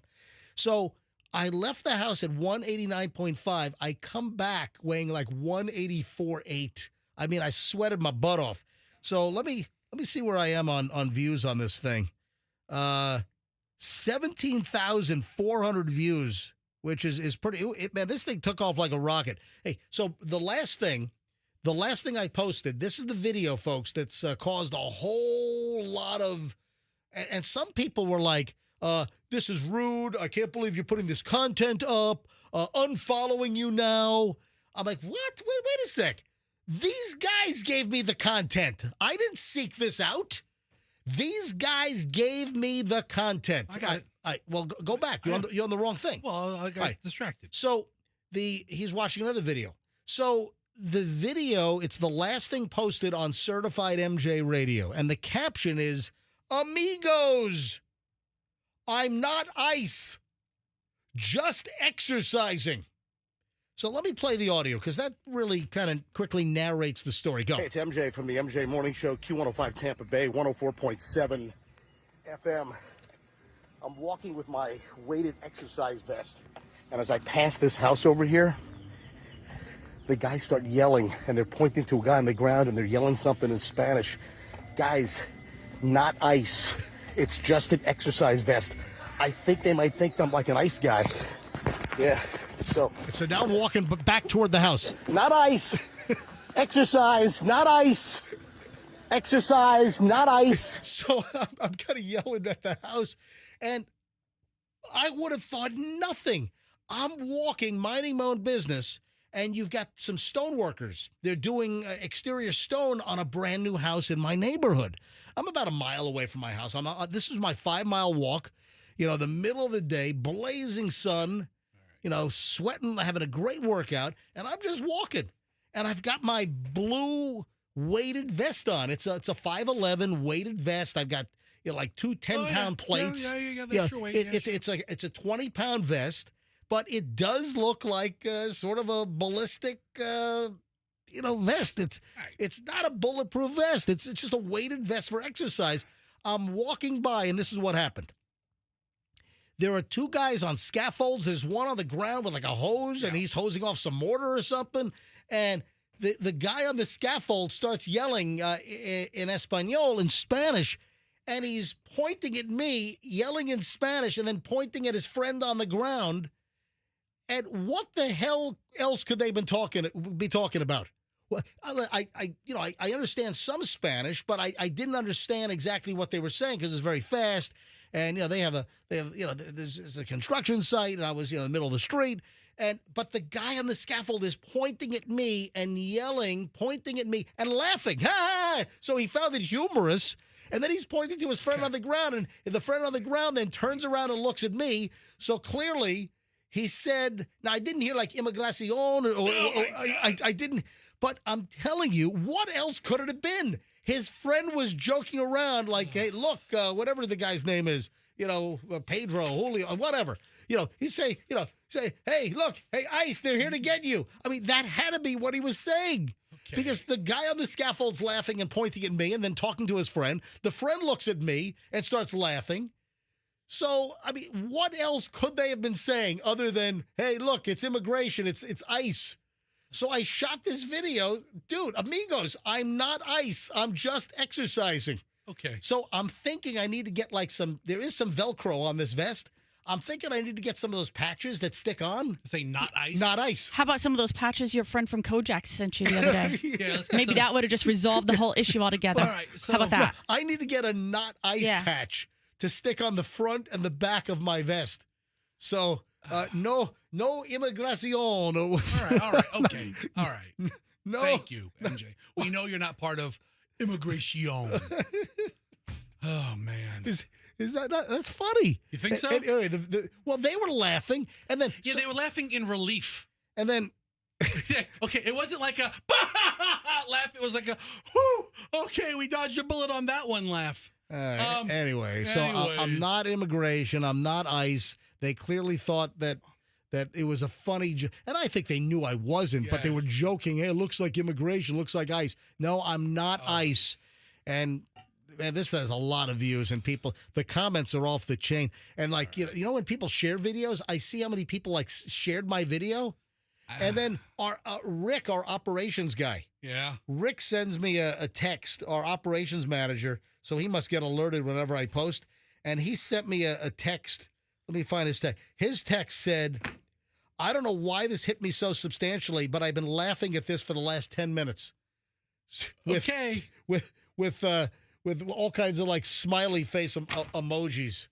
Anyway, so if you want to see the video, Certified MJ Radio. If you don't follow me on Instagram, you should. Certified MJ Radio. Yeah, and you were looking. Did I ever talk about the dog in the shower? Did I ever talk about the furry head? I don't even think. So there's another video, and people are like, "Oh my God, that's the cutest thing I've ever seen." So I shot another video last week. So Fester tosses the furry animal costume head in the back of our SUV last week. Yes. Because it was sitting in the office. Remember, this was found on the side of the road. Yes. It was a character head. It's like a plushy head. Yeah. So it's a sloth. Is that what it is? I think. It's like a sloth head. Oh, we should have brought this in when the aquarium brought the sloth in a couple of weeks ago. Man. Why did we bring the head in? Because we can't think ahead. So I don't know. Get it? Yeah. All right. So I don't know. Froggy found this on the side of the road driving. Yeah, about 3 years ago, Froggy was driving into work or over the weekend. He saw it and he picked it up, and it was this perfectly good. Imagine a furry costume head. And it's the actual head that you slip over your head as part of the costume. And then it's been sitting in the morning show office for 3 years. Fester brought it in. We joked about it that day. And it's like I said, it's been on his shelf ever since. So a lot of times I'm still here in the studio cleaning up, and Michelle says, hey, give me the car keys. And you'll walk down with Michelle, And you brought the head down last week, and hey, bring this home for the kids or something. And Festa throws it in the car. The week before, Hadley and Julian were both in the studio, and they saw the morning show office. They went through everything in our morning show office, and Julian's like, "That's a pretty cool mask," and I was like, "Well, belongs to Uncle Froggy. He just never came to pick it up." So he goes, "I'd love to have it." So I just made sure the kid got it. Fester tosses it in our vehicle. Yes. We bring it home. It ends up in the house. I don't know why. Julian probably brought it in. But the dogs start barking at it. So Michelle throws it in the shower. We've got a little pool bath, which is off of the lanai, it's a little small pool bath with a shower. Michelle throws the furry head into the pool bath shower downstairs. And we usually keep the door closed, but the door was open. Scout found the furry head again, and she's just sitting there for hours, apparently, staring at the head. Sitting on the shower floor, just looking and sitting next to the furry head, like it's mommy or something. I found mommy. Long lost mommy. So did she think it was injured? Whatever she thought it was, I don't did know. it need her help? I don't know. Like, was this the dog's empathy coming out? Her ears are back and she's shaking a little bit. Anyway, I shot video of Scout in the shower with the furry head. So that's the second to last item on my Instagram at Certified MJ Radio. Certified MJ Radio. People think, oh my God, it's so cute. I think it's bizarre. So in the middle of these two videos, MJ, yes, there's something that I would consider schmucky that you've done, and I do it too. So I'm not angry at you, but I know I'm being a schmuck when I do it. And then Friday, hold on, where's the furry one? The furry one's, so the first one is second one is the one we're talking about now, and Furry's 3. Furry's 3, okay. It's all in the top bar. All right. So Fester's talking about another video on my Instagram. I went on a couple of errands with Julian on Friday. So Friday afternoon after the show, Julian and I are out and about town just running errands, and we end up at Bass Pro Shops out in Brandon. And all right, roll the video. Go ahead, hit it. Here we go. It's from the MJ Morning Show, Q105 Tampa Bay, 104.7 FM. Hey, Julian. Yeah? Guess what I am? We're in the parking lot at Bass Pro Shops. Come on, guess what I am? I don't know you. What? Guess what I am? What? I am... Oh, no. The Bass Pro Shops Employee of the Month. Woo! We can't park here. And I just pulled into the spot. So you park in the one reserved spot for the Employee of the Month. There's no name on it. I have always held the belief. I was thinking about putting my name in the slot. You should have. And then just pulling it to it where he says MJ on it. Just get like a silver Sharpie and just write it right there on the bar. You'll always be Employee of the Month. I didn't stay there. So Fester, the difference between you and me, I shot a funny video and I pulled out and I parked somewhere else. You would have just parked your jalopy Absolutely. there. Every time I see an Employee of the Month spot and it's open, I whip right into it. And I'll tell you right now, Really? if they were truly Employee of the Month, Yeah. they would want a customer to have it. If you are so high and mighty that you get Employee of the Month and you're thinking, oh, a customer can't park here, you're a terrible employee. Customer service is not job one with you. You know what I just realized? What? There's no Employee of the Month parking space here. You know why? Because there's hardly any employees here. We had one. Not anymore. MJ, but if you are Employee of the Month, if you were recognized at a banquet where, at a team meeting where Employee of the Month for the month of, what month are we in? June? June is MJ for his exceptional bagging skills or whatever. Do you know, I have never been Employee of the Month, and we do have Employee of the Month here. We do? We do. It's usually given out, the end of the month or the first of the next month. And it seems to be the kiss of death because several employees of the months were then laid off with the RIF, the reduction in force. But and a Clear Channel, iHeart, when we used to work there, they actually had the sign near the front door for Employee of the Month. I think Employee of the Month actually got a better spot than the handicap spots. Yeah, like handicapped people had to limp around the Employee of the Month. Exactly. All right. So here's the deal. I have never, ever been Employee of the Month at any place where I've ever worked. Dude, Employee of the Month around here is like when elderly people break their hip. Oh, Fester. You know it's not. That's man. a great analogy. It's not much longer. Oh, man. That's what it's like. Hey, do you know what's circulating again? And it's popping up as if it's brand new. It's not. Hey, let me see. Did we pull the fireworks deal? Where's the fireworks? What about fireworks? Hang on a minute. Yeah. So, Andrew, where's the fireworks? Oh, here it is. I found it. For whatever reason, this is popping up. It's popped up like 9 times in my feed in the last day. And people are sending it to me. MJ, did you see the fireworks store explosion? Oh, my God. Yeah, we saw it like 3 years ago. Oh, it's old? Yeah, it's old. And I'm like, that is old. I'm like, where was I? I knew it was in Florida. And listen to this.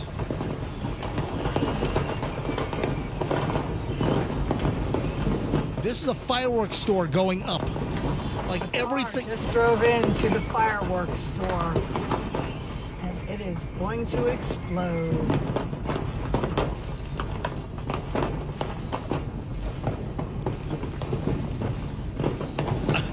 That is the fireworks store. Oh my God. In a shopping center. The whole store went up. Because a guy drove through it. Holy crackers and cheese. Holy crackers and cheese. Do you remember we talked about this, Fester? Oh my God, I hope the guy was okay. It's a spectacular video, but it's 2 years old. Oh, it's 2023. It's 2.5 years old. It's actually 2022. Was it Yeah. before New Year's? Yeah, or? it was before New Year's. So it was a Phantom fireworks. Which fireworks do you endorse, Fester? We are big fans of Galaxy All right, fireworks. so We love Galaxy fireworks. Fester's been endorsing and working with Galaxy Fireworks for years here in the Wonderful Tampa Bay area. operation. We love Galaxy fireworks. So Fester is tied to Galaxy. Phantom is a competitor. A guy had a medical issue and drove through a parking lot, smashed through a Phantom fireworks store in a shopping center. Not like the tents, because, this time of the year, all the roadside tents are going up all over the place. The different fireworks tents are going up for the 4th of July. Galaxy fireworks tents all over the greater Tampa Bay area. Buy one, get 2 free. Buy one, get 3 free. The deals are insane. No greater way to celebrate our country's independence than buying fireworks over at Galaxy Fireworks. And sign the paperwork that you're trying to scare birds away from your crops or you're trying to signal a train. Signaling trains. That's the one. Sign away. So, the guy died. And it was November 30th or so of 2022, but the video is now circulating again like it's brand new.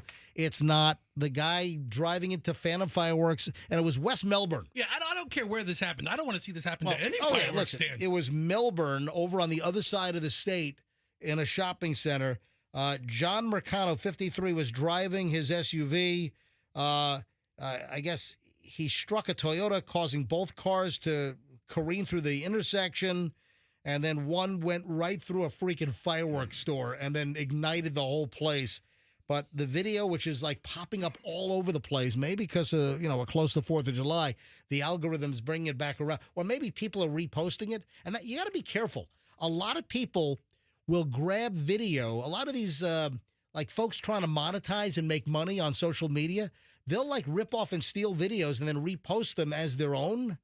And try to make money off the monetizing of the video. So that's probably what it is. But it's popping back up, and it's old. It's not new. It's from November of 2022. If that pops up in your Instagram feed, your TikTok feed, just a heads up on that. This is like the scene out of The Naked Gun, where the doctor gets into the race or the chase with the driving student and smashes through a gasoline tanker truck and then runs straight into a fireworks store. He hits a missile, and then old Leslie Nielsen standing in front of it saying, nothing to see here. Hey, speaking of Naked Gun, is there any... I keep seeing the trailers for the remake. There's a remake of The Naked Gun with... who's the dude? Liam Neeson? Liam Neeson's the son. Liam Neeson plays the son of Frank Drebin, which was played by Leslie Nielsen. I've only seen 2 clips. Yeah. One is, it looks funny. Him dressed up as a as a schoolgirl busting up a bank robbery and then being there full man spreaded. Yeah. Drebin, police squad. Yeah, and then the other one, they're all paying homage to the pictures of their fathers because Leslie Nielsen was his father. And then they get to OJ's picture. And the guy's like, nah, it's all right. You got to hear this. I don't know what was going. Michelle, I don't think you've heard this yet. Did you hear the judge in the honey deal? No, I did not. Oh, my God. What honey deal? You got to hear this. A lawyer's in court with a case, and instead of saying Your Honor, calls the judge, a female judge, honey. Oh, what? No. Oh, Michelle, this is out in Colorado is where this happened. This is insane. You got to listen to this. This could have been 3 separate. Okay, but it wasn't 3 separate. I know, Let's go but- with what happened in the case. But honey, oh my God, I'm sorry. I'm sorry. That I don't know what to say to that. I apologize. Okay, go ahead. The question here He's is off kilter. what happened. I'm sorry, I've just been totally thrown by Yeah, I my can imagine. mistake. I can imagine. I'm a little thrown by that also, if I'm being honest. Your Honor, I don't know what to say. It's just Okay, well, go ahead. You've only got 1 minute and 7 seconds left. the question here. Oh my God. The lawyer is appropriately apologetic for an awful faux He pas. is also like completely off his game now. He's totally thrown. He's totally off kilter. The guy can't even think straight after calling the judge honey. How do you call the judge honey instead of Your Honor while you're making an argument? You know what? I mean, you're having a robust back and forth, a constructive conversation where, emotions are running. And that's the kind of conversation you often have with your spouse. Right. Hey, listen, honey, let's not do this. We don't need to do it. Let's go here this weekend. Whatever the dialogue is. And it's just a natural expression, but completely inappropriate. Yeah. Yeah. So it was an oral argument in a Colorado appellate court.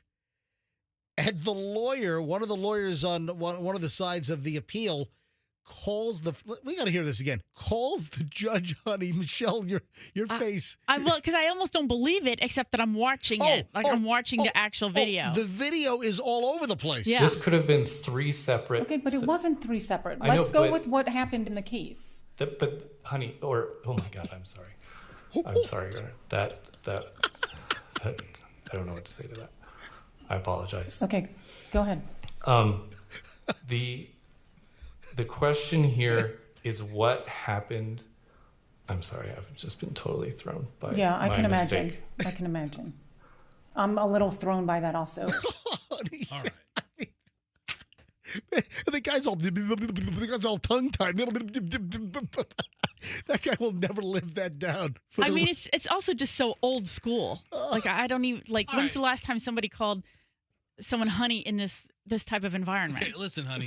It happens more than you think. Sweetheart. Listen here, sweetheart. I am a darling guy. Hey, darling. Hey, darling. Hey, darling. I call everybody darling. All right, listen to this audio. Fun with audio here on the MJ Morning Show. So this popped up in my Instagram feed as well. This guy is flipping out because he got a no-sale letter from Carnival Cruise Lines. So this dude and his family were apparently on a Carnival cruise, and I guess the lingo is they were caught smoking pot on the ship, and they were given a no cruise letter that they are not welcome on any cruises. If you make an arrangement, if you make a booking, it'll be canceled. You'll lose your deposit if you do so. You're now banned. Really? You're on the Carnival Cruise no sale list. Listen to this guy. This guy's all freaking out. Oh, did you get the bleeps in this, Andrew? We'll find out. Andrew says he hopes so. Carnival Cruise, y'all better count y'all days. They put us on the no sale list. We can't do no. So he's saying, Carnival Cruise, your ship is done. Your ship is sinking, man. Carnival Cruise Line, you better count your days because what you did to us. Carnival Cruise, y'all better count y'all days. They put us on the no sale list. We can't do no more Carnival Cruises ever again. Over some damn gas. Y'all got all these drunk people on a boat in the middle of the ocean throwing up, fighting, and all this stuff, and y'all ban us for a little zip? a little zip of the Zaza is nuts. And we don't want to go back on Carnival anyway. Dead homies. You know why? Just because. There wasn't nothing wrong with it. Just because y'all took them on the do not sell. This is crazy. And this is my fault. I told y'all it's my fault. As all y'all talking in that video. Zip and Zaza. Is that, I'm assuming, is that marijuana? Yeah, so I typed in doing some Zip and Zaza. A big Reddit post on how much is the appropriate price to pay for Zip or Zaza. So Zip and Zaza. A zip of Zaza. So that is marijuana, right? A zip of Zaza. But Zaza is pot, right? Yes. So the guy, I guess, they got caught smoking some pot, and they've been given the no sale treatment from Carnival. Now let me reiterate. I told y'all that it was my fault that they found the gas. I made the post, but I had no intentions of posting it though. Like that wasn't what we was trying to do. Me and my girlfriend, we live off of social media. That's how we make our money, right? So since that's what we do every day, and a cruise is a vacation, we ain't gonna get no Wi-Fi, we ain't gonna get no internet. So no, I didn't post. So what is he rambling about? I didn't think it was gonna post. All I did was make the video and save it. It didn't say, oh, we got Zaza. No, that junk said, thank God for our blessings, and I showed the thing like that. You feel me? So no, I did not intentionally post it. I was gonna post it after we docked. I wasn't gonna, but Carnival Cruise, we don't wanna come back. Y'all welcome. We gave y'all some business anyway. Dead homies. Royal Caribbean, we finna hit y'all up. Disney Cruise, we're coming. Thailand, we love you. So he got kicked off. He put on the no sale list on Carnival. I'm guessing that he posted a social media video while they were on the ship smoking their zip of Zaza? Or they were making videos and people saw them smoking the zip of Zaza openly, maybe? I don't know. Okay. I've never heard marijuana called a zip of Zaza. Yeah. See, I've heard, all the other slang terms. So you for, think? Weed, bud, You heard all the 1970 terms. I mean, a zip of Zaza. And just like they're apparently calling it ganja now. What's that? Ganja. Oh, man. Sounds like Genghis Khan. But MJ, a zip of Zaza gets this guy kicked off. Carnivals are party ships, and they have a policy. Don't bring drugs on the ships. People bring all kinds of stuff on that ship. Shorty Shane is en route. Shorty Shane looks like ETA is going to be about 8:15. Folks, Shorty Shane with an insane story. Shorty Shane, our little friend. I got to go get him. He's here. He's here? Yeah, I got me go get him. Andrew will get him. Andrew, run and get Shorty Shane quickly, would you please? Get him all set up over here on the mic. He's waiting for the up elevator, Andrew. All right, so Shorty Shane is here. Shorty Shane was attacked by his neighbor. The sheriff's office involved out in Polk County. Shorty Shane, content creator, 3'5", was attacked by a maniacal, insane neighbor. So we'll get that story coming up in just a bit here on the MJ Morning Show. I stumbled across this over the weekend as well. 12 must-see 1984 movies. And apparently 1984... Wasn't that the year you lost your virginity? No. 84 is the year I graduated from high school. Oh, 94 was the year you lost your virginity. That's right. I remember now. Please stop. I got married in 94. That's right. That's what I mean. So, all right, here's the deal. 12 must-see movies. 1984, they call the year of blockbusters. So 1984 just had a high volume, a high concentration of really, good movies with big box office draws. So I'm looking at the list here. 12 must-see 1984 movies. Mm-hmm. There are some that I've not seen. Really? On this list, yeah. I would have thought you'd seen all of them. Yeah, there might be a couple of shockers here. I want to quickly go down the list. Shorty Shane's arrived, and Andrew's getting him into the studio right now. Okay. All right, 12 must-see 1984 movies. Which, Andrew, can you help Shorty Shane up on the chair here? I'll give him a All right. Hey, Shane. All right, Shorty Shane in the house. All right, so let me go through the list here. So, folks, which of these 1984 blockbusters have you seen or have not seen? And there might be a couple of shockers on here that I haven't seen. Number one, Ghostbusters. Seen. I have seen Ghostbusters. I've seen Ghostbusters numerous times. Next on the list, Beverly Hills Cop, the first one. Absolutely. Saw it multiple times. Great movie. The Terminator. Seen. Yep. In fact, I even had those gargoyle sunglasses. Remember from the first Terminator, he was wearing those gargoyles. I don't even know if the brand's still around, but that was the hottest thing. Everyone had to go get a pair of gargoyle sunglasses that Arnold Schwarzenegger was wearing in the Terminator. Saw it. Amadeus. I've never seen Amadeus. I haven't either. Was that the European Amadeus? Yeah, the song was that. Hot potatoes, hot potatoes. No, I don't think that wasn't in the movie. Wasn't Falco's Rock Me Amadeus was not in the freaking movie Amadeus. Are you sure? Wasn't Amadeus about Beethoven or something? I have no idea what it's about. I haven't seen it either. I've never seen Amadeus. It's about Wolfgang Amadeus Mozart. Oh, I knew it was one of them. Mozart. Yeah, Beethoven. I was waiting for you to Listen, correct yourself. I don't care. I mean, you put Mozart and Beethoven in a blender. I can't tell you the difference. Amadeus. Okay. Or yeah, that song was not in the movie. It should have been. if it were.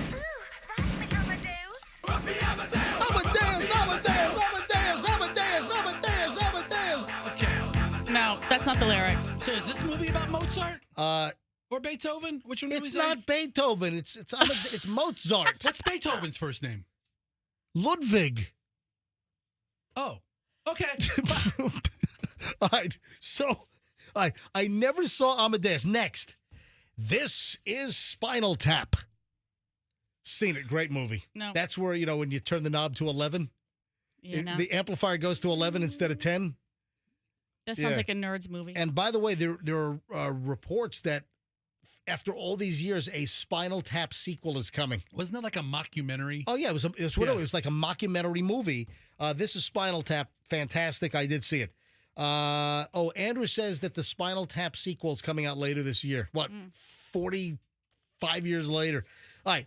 So next, Romancing the Stone. Seen it. What was the song? There was a hit from Romancing the Stone. I think was it Eddie Grant? What was the song from? Look up the big song from. Oh, it was called Romancing the Stone. That was the name of the song. Yeah, Romancing the Stone song. You don't remember the song? No. No. The only thing Eddie Grant did was go to YouTube. Did he do Electric Avenue? Yeah. Yeah, Eddie Grant did. Hey, gonna rock on to Electric Avenue. All right, so. Yeah, it is. It's Eddie Grant did Romancing the Stone. Number 16. Yeah, bring Every it up. Comedy has all right, close all your other windows out, Fester. The credits. Close all the other windows out. As Captain Chaos. You close up every one except the one that needed to be closed. All right, so listen, you never heard the song? Go ahead. Yeah, this was like 1984. Let me run it from the beginning. Hang on a minute. You don't remember the song? I don't think so. I'm Romancing the Stone or something like that. This was somewhat of a hit, I thought. No. Hang on.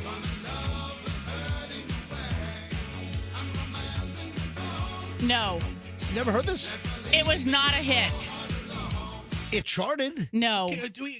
No. Number 38? Yeah. It might have been number 38 on Rick D's weekly top 40 or something. That's back when Catherine Turner was just... I'm Casey Kasem. And it came in at 42, so it's not going to be on the list this week. Romancing the Stone from Eddie Grant. I think it was the top 20. No. Well, then look it up. All right, Romancing the Stone, I've seen the movie.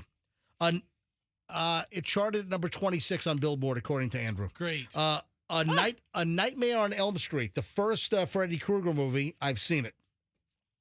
This might be a shocker to many of you. The next 1984 blockbuster movie, Purple Rain. I have never seen Purple Rain. I love the music. Purple Rain, Purple Rain. I'm a big Prince fan, but I never saw the movie Purple Rain. Michelle, you? Absolutely seen it. You have? Yeah. All right, never saw it. Next, The Muppets Take Manhattan. That's a good movie. I never saw it. I never saw The Muppets Take Manhattan. Next is Indiana Jones and the Temple of Doom. Of course, I've seen that multiple times. And I guess that's the list of must-see 1984 movies. And there are a couple of biggies on there that I have not seen. Except the title said 12 movies, and they only gave you 11. Really? Yeah. So where's the 12th? I don't know. Oh, Gremlins.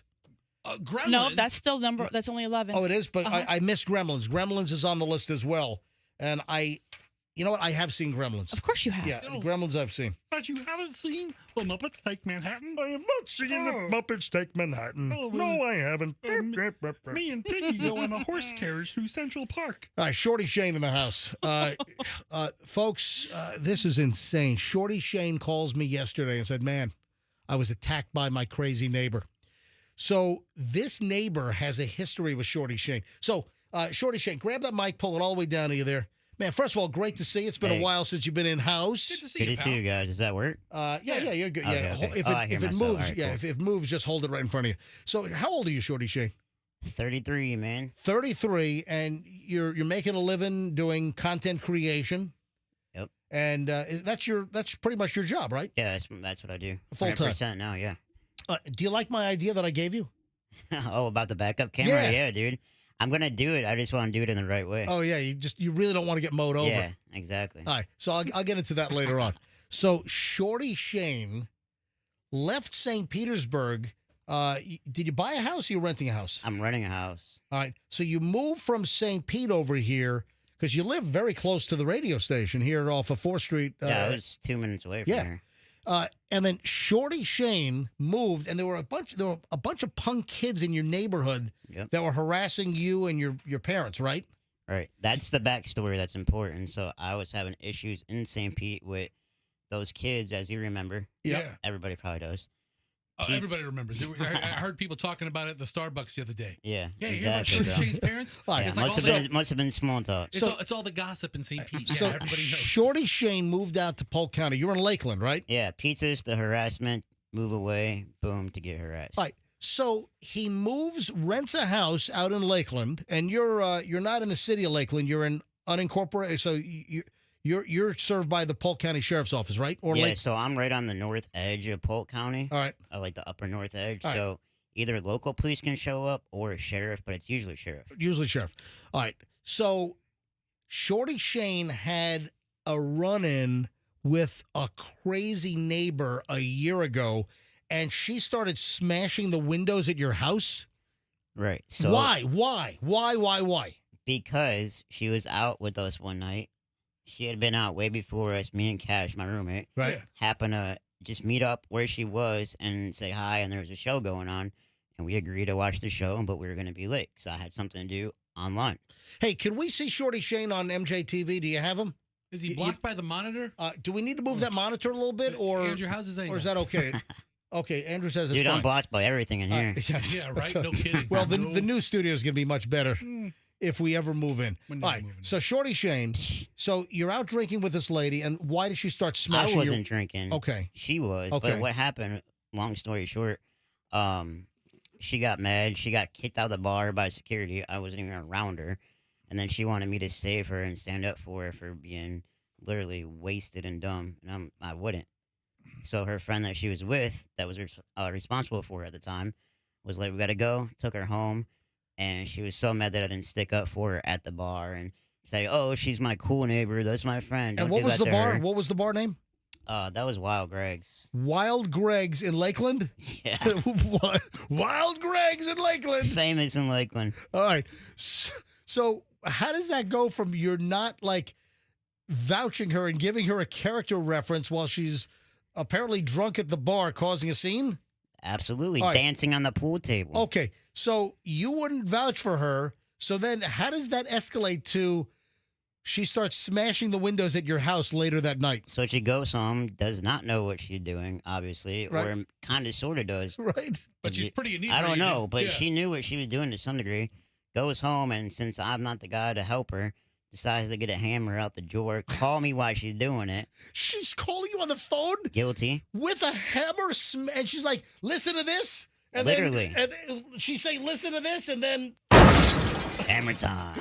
stop, hammer time. Hammer time. All right. So that was a year ago. Only my windows, not my buddies. Oh, all right. So what happened there? Did she pay? Did you file a police report for vandalizing your house? So this is the thing. She got arrested, and yeah, we called the police. But her husband, she's married, Right. was going through medical scare type of situation is what the word was at that time. Yeah. Not too sure. So the husband was going through a medical scare? Apparently. Okay. Apparently. All right. But me and Cash, my roommate, we're good people. We're genuine people. Right. We're like, that's bad karma. We'll let the charges go. If her husband will fix our windows and pay for them. So they paid for the windows and fixed the windows. Let everything What go. was the total damage? Any idea? Like 1,100 or something. Yeah, I mean, you know, in the rental agreement, it doesn't say, smash the windows. All right. So no. That was a year ago. Let's now fast forward to right now. And what night was this? So we let everything go, mind you, in the past. A year later. Squashed it, haven't talked to her in a year. Okay. It's been a year and a week, almost the anniversary. And this happened. So this happens almost a year to the date later. Right. All right. So what happened? And what night was this now? Today's Monday. This was Friday or Saturday? So Saturday. Just this past weekend. Saturday, yeah. Saturday night. Yep. So she attacks you. Yep. On my new Jeep. Wait a minute. So you have a new Jeep? Yeah. What Jeep did you buy? It's like a golf cart Jeep. So you have a golf cart No, Jeep? no. I've seen. Yeah, he's got like the Jeep car that looks like a golf cart? Yeah. It's real, dude. Like, so a lot of people think it's like, oh, a Power Wheel, ha ha ha. But it really isn't. It cost me almost $3,000. Oh, hold on. I'm sorry. Did you buy something you can buy at a Jeep dealership that No, looks no, like no. a golf cart? No. This doesn't come from a Jeep dealership. It looks like an adult Power Wheels? I've seen. I'll show it to you. I've yeah. seen the video on his social media on Okay. Shorty Shane. All right. So what happens? What happened? How did she attack you now? So, here's what happens. Let me turn my medical. I mean, folks, this is crazy. We've had 2 major attacks over the weekend. Breaking news. Shorty Shane was attacked by the crazy neighbor out in Lakeland, as well as we attacked 3 nuclear sites in Iran, shutting down the remainder of the nuclear program. Well, All right, so I'm the smaller attack, man. I'm the less, I don't know. I thought I saw the dangerous president one. talking about your attack. Today, Shorty Shane was attacked by some So, crazy lady in Lakeland. The time she smashed my windows out, she Yeah. was president of the HOA at the time. She's president of the HOA. A little when bit of a she- backstory. When she drunkenly smashed your windows Yes. out? Yep. What kind of effed up HOA is that? She got demoted quick. Oh, I bet she did. All right. Not just demoted, hopefully removed from All right, office. so tell About me to be out of about the neighborhood. tell me about the attack on Saturday night. All right, so I'm going to give you a little bit of how it happened so it makes sense to everybody. We all are having a pool party at my coolest neighbor's house that we do every single year, and everybody knows that. Minding our own business, food, having a good time. She contacts my neighbor, cell phone, and he's like, why is she calling me? It's been forever. I'm like, I don't know. She's not calling me. I got her blocked. Yep. So he ignores it. She calls back. And he picks it up, and she's like playing cool, like, hey, I know you guys are all down there at the pool party, blah, blah, blah, blah, blah. Do you mind if I come down and just chill, whatever the case? So he asked the owner of the house, who's my neighbor, Bobby. Right. And he's like, look, bro, we're adults. We don't have animosity. It's been over a year. She did what she did. She had other run-in with other neighbors. Right. If she's cool, come down. You can eat food, hang out. We're having a good time. All right. Chilling. What happens? Well, our neighbor, my immediate neighbor, their son was at her house and nobody knew it. He thought it was a good idea to act like her on her phone. Oh. So they came up with the idea together, obviously. They had been hanging out all day and nobody knew it. Picture proof. Okay. I'll show it to you. Right. Right? So they plotted this together, is what it seems like. So my neighbor Bobby, who's having the pool party, he's like, yeah, go get her. I had the Jeep. I just got that Jeep, bro. I was like, I'll go get her in the Jeep real quick. It's the last one in the driveway anyway. So you're put water under the bridge, let bygones be bygones. Yep. You're going to go pick her up and bring her to the party down the street. Right. All right. So how does she attack you? So I leave. I call her off his phone since I can't call her off mine. Right. And I just verify, hey, you want me to come get you on the Jeep? Like, is that cool? Is that what's going on? And she's like, yeah. And I got friends with me too. Hopefully we all fit. I was like, okay, I'll be right there. So Is she hot? Is she attractive? I don't know if I want to say that on there. Yeah, I mean, let's not get that out. All right. We're not fake news around here. Kind of, sort of, ish. All right. But So how did she attack you and why? So I pull up in the Jeep, and I'm not stupid. I'm not pulling up in her driveway. I'm not pulling up in her grass. I'm pulling right next to the curb. right in front of the mailbox. Yep. She comes out with her little daughter, who's like 5 right now. Right. Maybe. She's like, hey, Shorty, what's going on? Being all nice. I'm on the phone. I'm on a phone call already on FaceTime in my left hand, driving with my right, cut the Jeep off, beep the horn, and they come out. Being all nice. Even the FaceTime call with Cash. Right. I'll tell you that. I'm like, hey, what's up, Peachy? Gave her a little fist bump. She's being all cool. I'm like, you coming down? Like, let's go. She's like, come in the house for a couple of drinks. So she's not trying to get you out of your little Jeep into the house for a couple of drinks? They're going to roll you. Oh, no. Bro, imagine if I did. All right, so wait a minute. Do you think they wanted to, like, attack you in the house or, like, make you disappear, like murder you and chop you up? I don't think they got the guts to do that. I got to be honest. It's a lot easier to chop up this little guy at 3'5" than, like, a 6-foot guy. It may not be easier I'm to chop also them up. strong for my size. Oh, that's true. But it's easier to dispose. Well, yeah. All right, Use like a kitchen garbage bag. So they Ziploc. So they want you inside to like roll you, or do you think she wanted to maybe like get it on or something? So, that's the thing. That's what she wanted originally before my windows got broken. Wait a minute, out. she wanted to get with you? Yeah, bro. I can't. And She's it got was known. she's got a dwarf little guy fantasy. She got all kinds of fantasies. So she wanted to get you, turned her down. Mind you, we were cool when we first lived there for the first 6 So months. she's wanted to get with you. She wanted 3'5" little dude sex. Yeah, and hopefully her husband hears that part. Wow. He knows it too. Wow. Oh. All right, so they invited you inside. Do you think she was trying to make another pass at you, or do you think they wanted to hurt you? No, I think another pass, and I don't know. So I know better. I'm like, listen, we're having the pool party. Right. Everybody's down there. My dog's down there. Right. We're going back down there.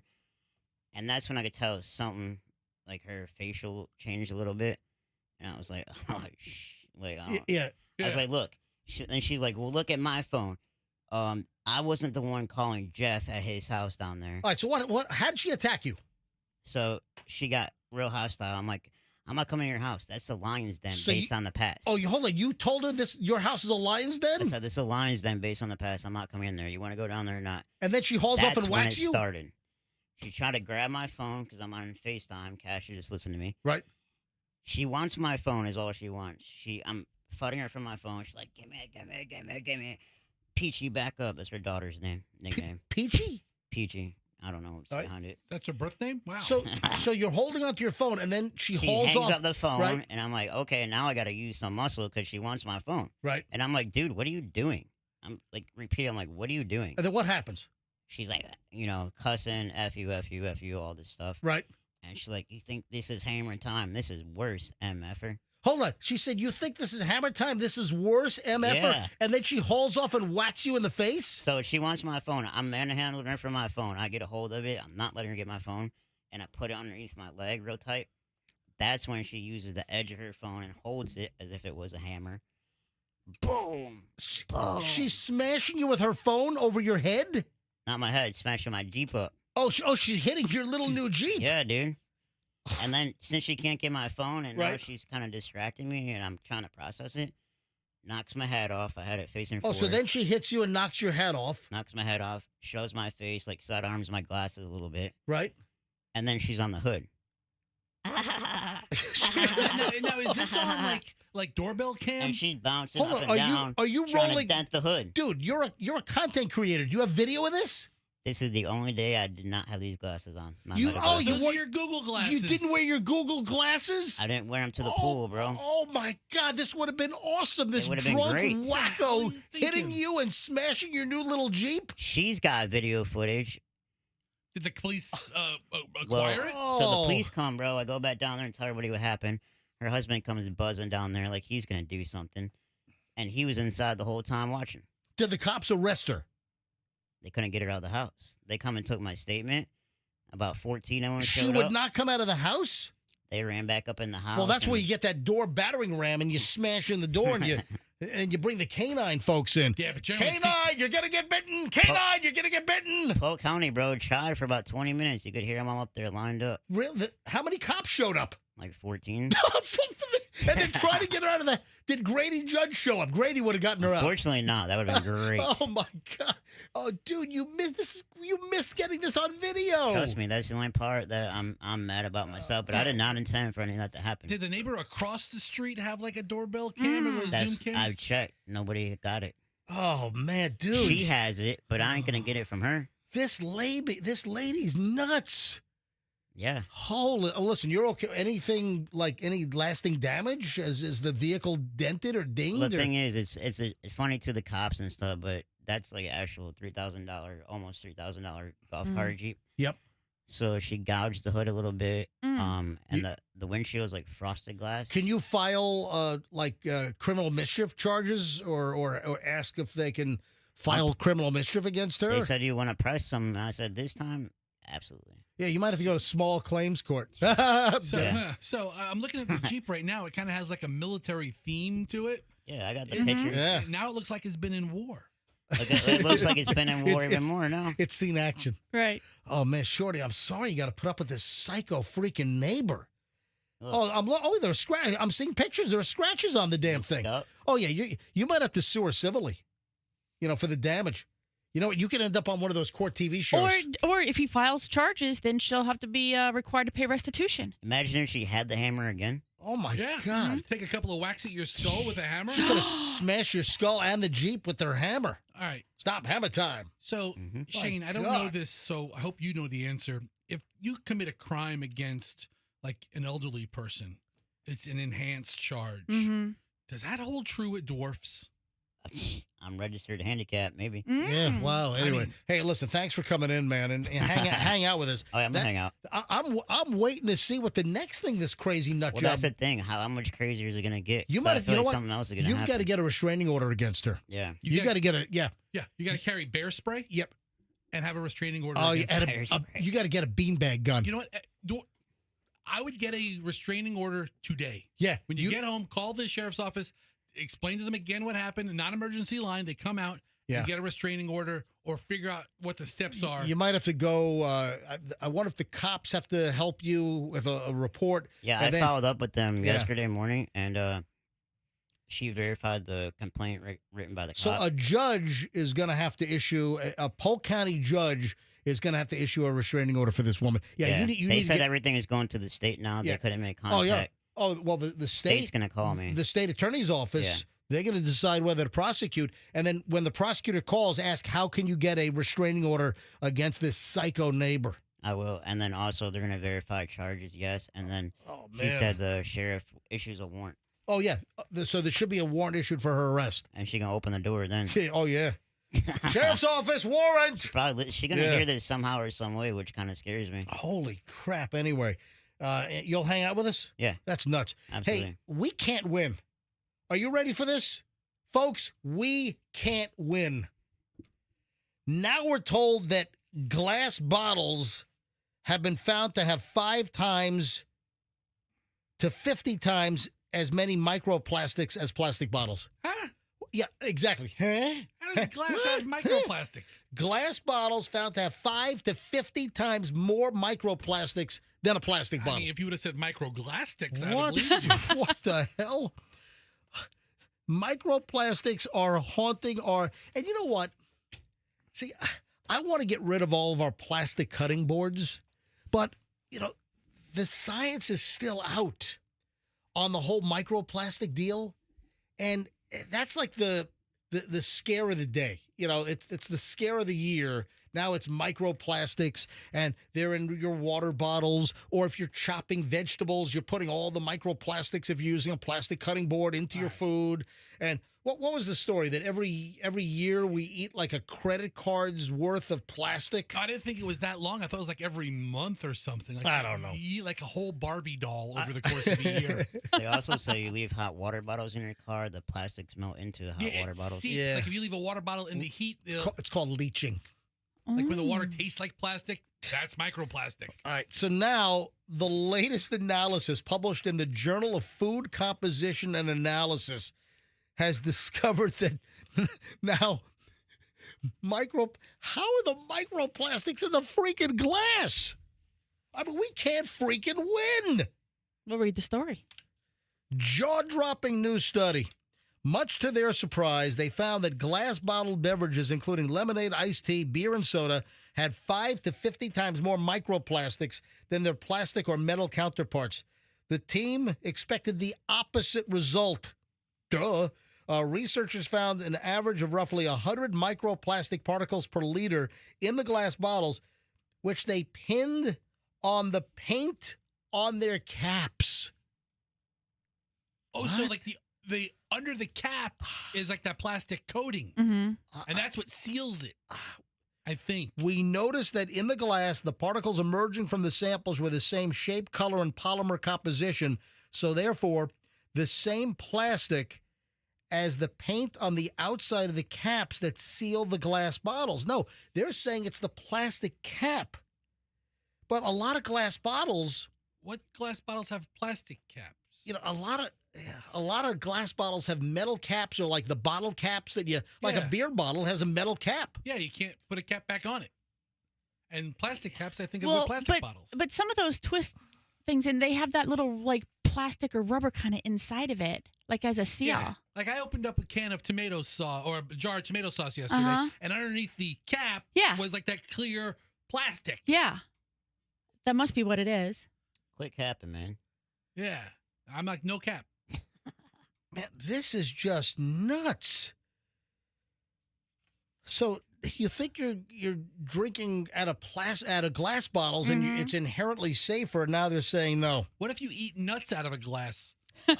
Is it nuts with microplastics? Like I said, we just can't win.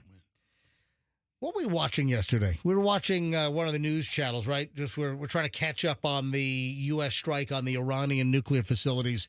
And Michelle and I are just sitting there watching cable news. We're flipping back and forth. You know, what is CNN doing? What's Fox News Channel doing? So we're just seeing what's going on, the latest on our, and, you know, as far as our strikes on the Iranian nuclear facilities, all that was planned right here, man. All that was planned right at a CENTCOM at MacDill. So, and that, as far as wherever you stand on what happened, I mean, the military pulled off just a flawless exercise. And with the B-2 missions and the decoys, some going west before the others went east. But this is what's really incredible, is that Ellen DeGeneres apparently has skincare. So we're watching coverage of this yesterday, and I'd never seen this. An Ellen DeGeneres skincare infomercial comes up, right? Mm-hmm. And she's hawking like these Ellen DeGeneres skincare products. And a couple of things kind of struck my fancy. What product is it? Is it like facial? It's yes. She says the name of it here. Just listen to a little bit of this. Listen to. I've got a couple of cuts from the commercial, and then Michelle does some research. Here, listen. Hi, I'm Ellen. I'm Portia. We're talking to cameras that are in our living room about kind science. I always hated her smugness. You know, her dry, like her cutesy wootsy little delivery. Right. You know what I'm talking about? That's right. Never a fan. I used to think the more money I spent on my skincare, the more effective it would be, the better it would be, the better I'd look. But it's not true. With kind science, my skin feels cleaner. It feels more hydrated. Right. I notice a difference in my skin. I notice a difference in yours. Right. People see you and they make a big deal about your skin. Oh, yeah. So then the commercial goes on. They're just yammering about this line of skincare products. It's called Kind Science. Okay. Right? She said it in the first clip. Smooth. Oh, yeah, smooth. Who doesn't want smooth? Who doesn't? So here's what I'm going to do. Something I've never done before. Oh, yeah. I am going to give a Kind Science DeGeneres deal. Clever. Yeah, because my name. I got it. Yeah. Okay, what are you offering? You'll get 4. Yeah, because my name. Yeah. I mean, what do you call that? Her delivery with that dry smugness. Oh, God. Makes me want to puke. It's like a straight sarcasm type of delivery. Yeah. Right. So Michelle never saw this either. And Michelle, you're into skincare products. I'd never heard of it. And you'd never heard of this. No. We had no idea that Ellen DeGeneres had some kind of a... And I got to be honest, I wouldn't be looking to Ellen DeGeneres as like some kind of skincare product, a line that she developed. What about Portia de Rossi, her longtime squeeze? Oh, well, her hair looks like it's a mess, so I just would have to say no based on that. I'm not sure what's happening there. It's not hair care. It's I know, it's but skincare. It kind of goes with the package. But wait, there's more. There's a reason why we're doing this. Of my favorite products. the gentle cleanser, the Right. micro exfoliant, Oh. which I love. Oh, I yeah. The gentle cleanser. And I'm really into the micro exfoliator. I don't know about you. use it as a mask. And then the firming serum, they're going to get The firming serum. Oh, man. I want to be firmed up with the firming serum. You're making jokes about all these things, but Right. these are things that are in skincare regimens. Hang on. Yeah, I love the firming serum so much because it firms it up. Firms it up. Keep it firm. Oh, the yeah. hydration cream is amazing Got it. because it really does feel like your face just took a drink of water. Oh, yeah. All right. So then if you want to order this crap, you know, This degenerous deal won't last forever. No. Scan the code. Go to kindscience.com. All right. So on the screen, it says $49.99. So Michelle is like fascinated. I never knew that, Michelle's like, I never knew that Ellen DeGeneres had some kind of kind science skincare line. So, Well, we were questioning who would hire them, right? To hawk their product, right? Well, guess who would? She might be the money behind it. Oh yeah, They are. There you go, Fester. Ding, ding, ding. Private labeled it. Michelle said, who the hell thought that Ellen DeGeneres selling a skincare line was a good idea? But then we find out that it's Ellen DeGeneres' own line, and she appears to be. I mean, she did develop it with somebody who knows about skincare. Yeah, she was in the lab with test tubes coming up with this. All right, she had a lab coat on. I've always loved that about like celebrity fragrances, like they're mixing the botanicals. Didn't Cindy Crawford do a commercial where she's like in the field with some scientist and they're talking about the cantaloupe is the secret to getting rid of your removal? Yes, Cindy no, Crawford mole removal. no, it was like She would've made a fortune. keeping your face wrinkle free, and it was like the secrets in the cantaloupe. And she hooked up with some French doctor, and they're like jamming cantaloupe into jars, and you're supposed to smear it all over your face. Well, that brings up the next question. You What? think she was at Diddy parties? Oh yeah, I don't see a baby oil. I don't see a baby oil or a butt. All right, so But- Michelle's looking up this Ellen DeGeneres product because Michelle's like, wow. It's just intriguing. Yeah, I had And you no idea. notice when they're talking about it, they're not speaking very informatively about the ingredients or what it really does for your skin. It's just like, it firms it. So- it moistens. Okay, those are all things that a lot of products do. When you did some research, what did you discover? Oh, it's all over Reddit. It's a subscription-based program, and so once you sign up for it, it's excruciatingly difficult to cancel the subscription. You got to watch out. And on the screen, so I rolled the commercial back, and it's like, get this whole package, for just $49.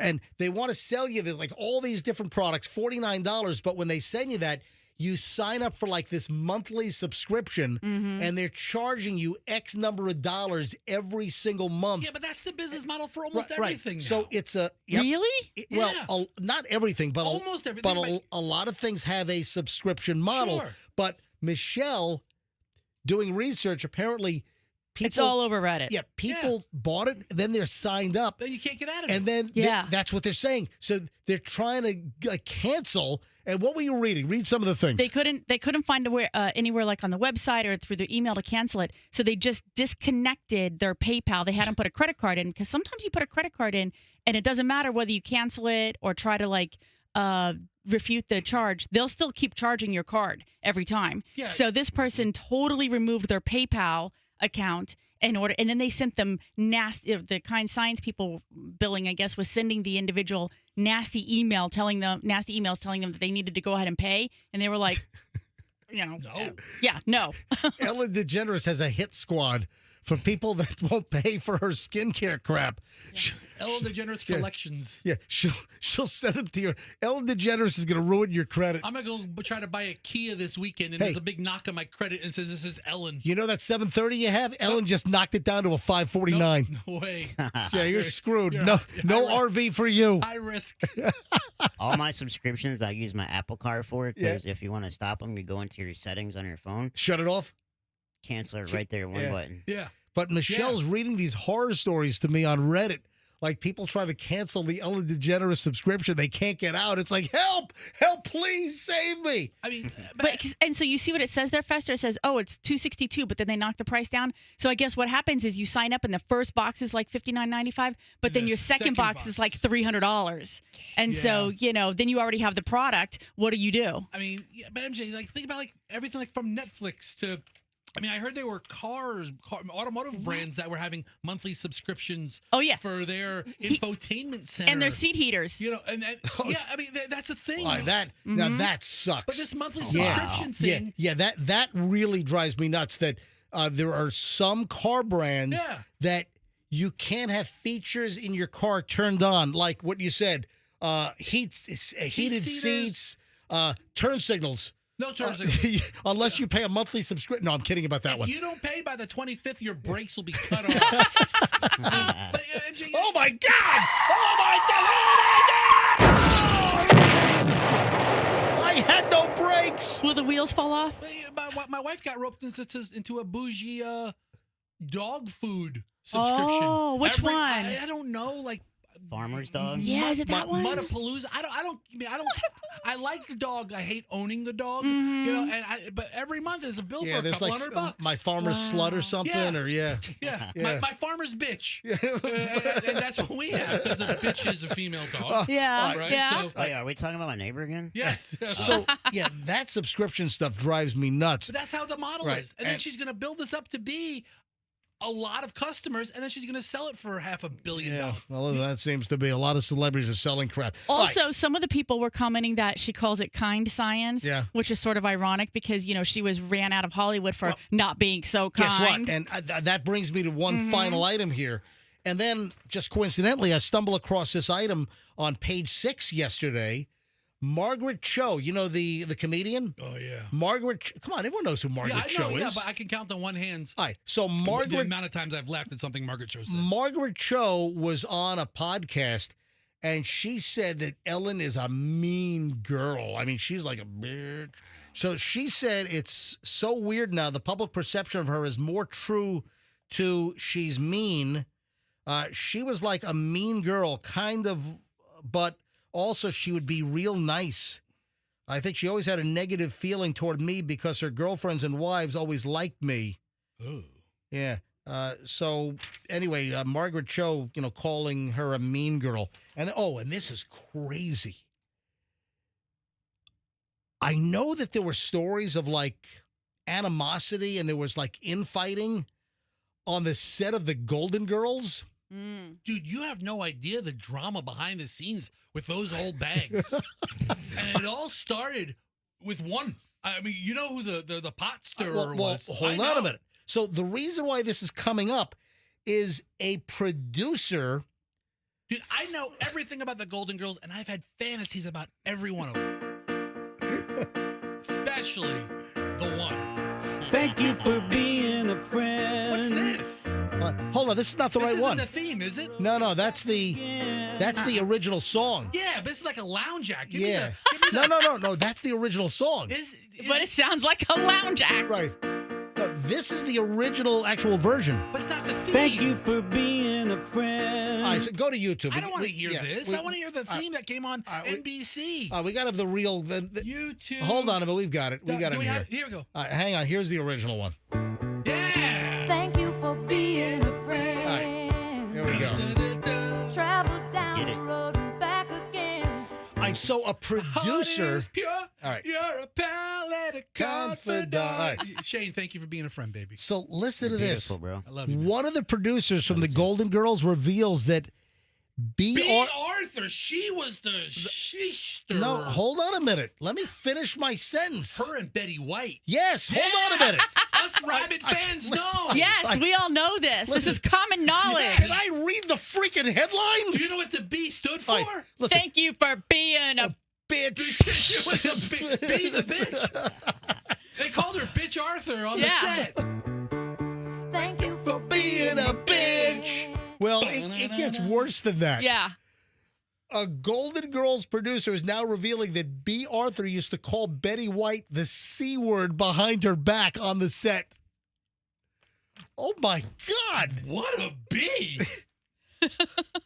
Yeah, Golden Girls producer Marsha Posner Williams revealed during a recent appearance in Hollywood that B. Arthur and Betty White had a long-running feud. Yeah. And B. Arthur used to call Betty White a C Oh my! That is like the worst word in the English language. The C word. Like B. Arthur considered herself to be like a comedic thespian, and where like Betty White was like just like some like easy laugh. You know, like a cheap comic. Wasn't it someone that we knew that saw her in an airport and like they were starstruck, right? They were looking at her and she literally looked at them and was like, "What are you looking at, bitch?" Yeah. Oh, where was that? I think it was your mother heard it from someone. Oh, yeah. And I mean, that's just the thing that's stuck in my mind. You think she's like, and she did play kind of the mean one on the show, to be honest with you. I mean, I think she was perfectly cast for that role. She was the salty straight one, yeah.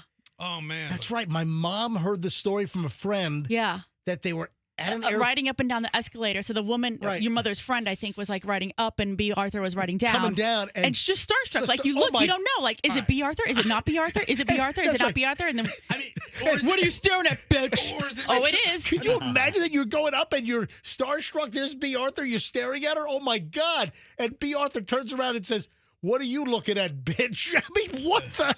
That's hysterical. I mean, did we ever tell that story on the show? I don't know. That's the first time I've heard it. I don't know if we ever told that story. Yeah. All right. That's nuts. I mean, listen, everywhere you go, you get recognized. You know, people aren't always on. What do you want? Yeah. What do you want from me? Be nice. Yeah. All right. So we did not watch the showing of Jaws on Friday night on NBC. However, we did set the DVR because we wanted to see the Steven Spielberg intro. Oh, okay. Yeah, so Steven Spielberg did like a minute intro on the 50th anniversary, literally the 50th anniversary. So last Friday, 50 years ago, on June 20th, 1975, that was the opening of Jaws in the theater. I was 9 years old when Jaws opened up. I remember I was at summer camp, and I actually had the Peter Benchley book. I was reading the freaking Jaws book at summer camp at Camp Ranger in 1975. I can still see my little schnitty bunk, my little bed. I wet occasionally. And I would be, seriously, I read the Jaws book at 9 years old at camp. Anyway, so here's Spielberg, and there's something that's amazing that he did not mention. This is great. This is like an item from the filming of Jaws, but listen to the intro. I'm Steven Spielberg, and it seems hard for me to believe that it has been 50 years since the original release of Jaws, especially since when we made the movie, which was officially only my second movie. So much went wrong that I honestly believed that my new career in movies was going to sink to the bottom of the sea. Right. Because we arrived on location. I love the humbleness here. I do. I mean, it seems genuine and honest, and I think Steven Spielberg's a likable guy. In Martha's Vineyard, thinking we had everything under control. All right, so they thought, man, he was a young filmmaker. He was cocky. What was he, his 20s back then? And he's like, oh, man, we got this. When, in fact, we were so overwhelmed by the challenges of shooting on the ocean, under the ocean, not to mention that one of our stars, Bruce the Mechanical Shark, was more temperamental than any movie star and famously often refused to come out of his dressing room. So I went over schedule, and I went over budget, and none of us in front or behind the camera had any clue whether or not we had been successful in transferring Peter Benchley's bestseller to the screen. But he didn't mention the drunk. All right, hang on. I'll get to that in a second. But when it opened in June of 1975, audiences abandoned the beaches and went to the movies to see Jaws. And 5 decades later, I am so happy to be able to share this anniversary with all of you. Please join me for Jaws' 50th anniversary right here on NBC. And then it goes into the Universal logo, and then, Jaws begins. But what he didn't say was that the boat captain was drunk off his ass, and he was so drunk that he couldn't even shoot scenes, or he was so drunk they had to go back and sober him up to reshoot scenes. The boat captain, it wasn't Richard Dreyfuss, it was the boat captain, Robert Shaw, who played Quint, the shark drinker. Spielberg apparently called him an Olympian drinker. The shark drinker? Yeah. So scotch, vodka, gin, whatever. Doesn't matter. That's what in an on-camera interview, the British actor was asked how he prepares, and he said scotch, vodka, gin, whatever. Spielberg apparently underestimated this. And when shooting Quinn's famous monologue to Richard Dreyfuss, playing Hooper, and then Roy Schneider playing Brody on board the Orca when they were out hunting the shark, apparently he was blasted. And the first day of shooting, they couldn't use the takes because the dude was drunk. He was plastered. Crew members had to carry him onto the boat. He was so drunk that when they wrapped, they looked, I guess they couldn't use anything. They could not use any of the scenes, so they had to reshoot because the guy was drunk off his butt. Well, I guess it was a good thing his role was pretty limited. And then he got his legs eaten. It's true that right? I mean, I feel like the boat went that way in his legs, and then, next thing you know, he was gone. And then Jaws ended up with like a blood alcohol level of a 0.22. Shark caught with blood alcohol. That explains why it took him like another 30 minutes to, I'm afraid of the ocean, bro. Say it again? I'm afraid of the ocean. Yeah, so is my wife. Yeah. So Michelle, her parents took her to see Jaws at 5 years old. Because the neighbor said, "Oh, it's funny as hell. The kids loved it." So Michelle's parents took her to see Jaws, and she will not go in the ocean. All right, 8:54 at the MJ Morning Show. Shorty, hang out. I got to take a break. This brings a close to over an hour and 20 minutes of nonstop MJ, but we are not even remotely done. The 9 o'clock hour starts next. Which state is most addicted to OnlyFans? This might be a shocker. Also, a woman asking for a wedding photography refund from the photographer. Why?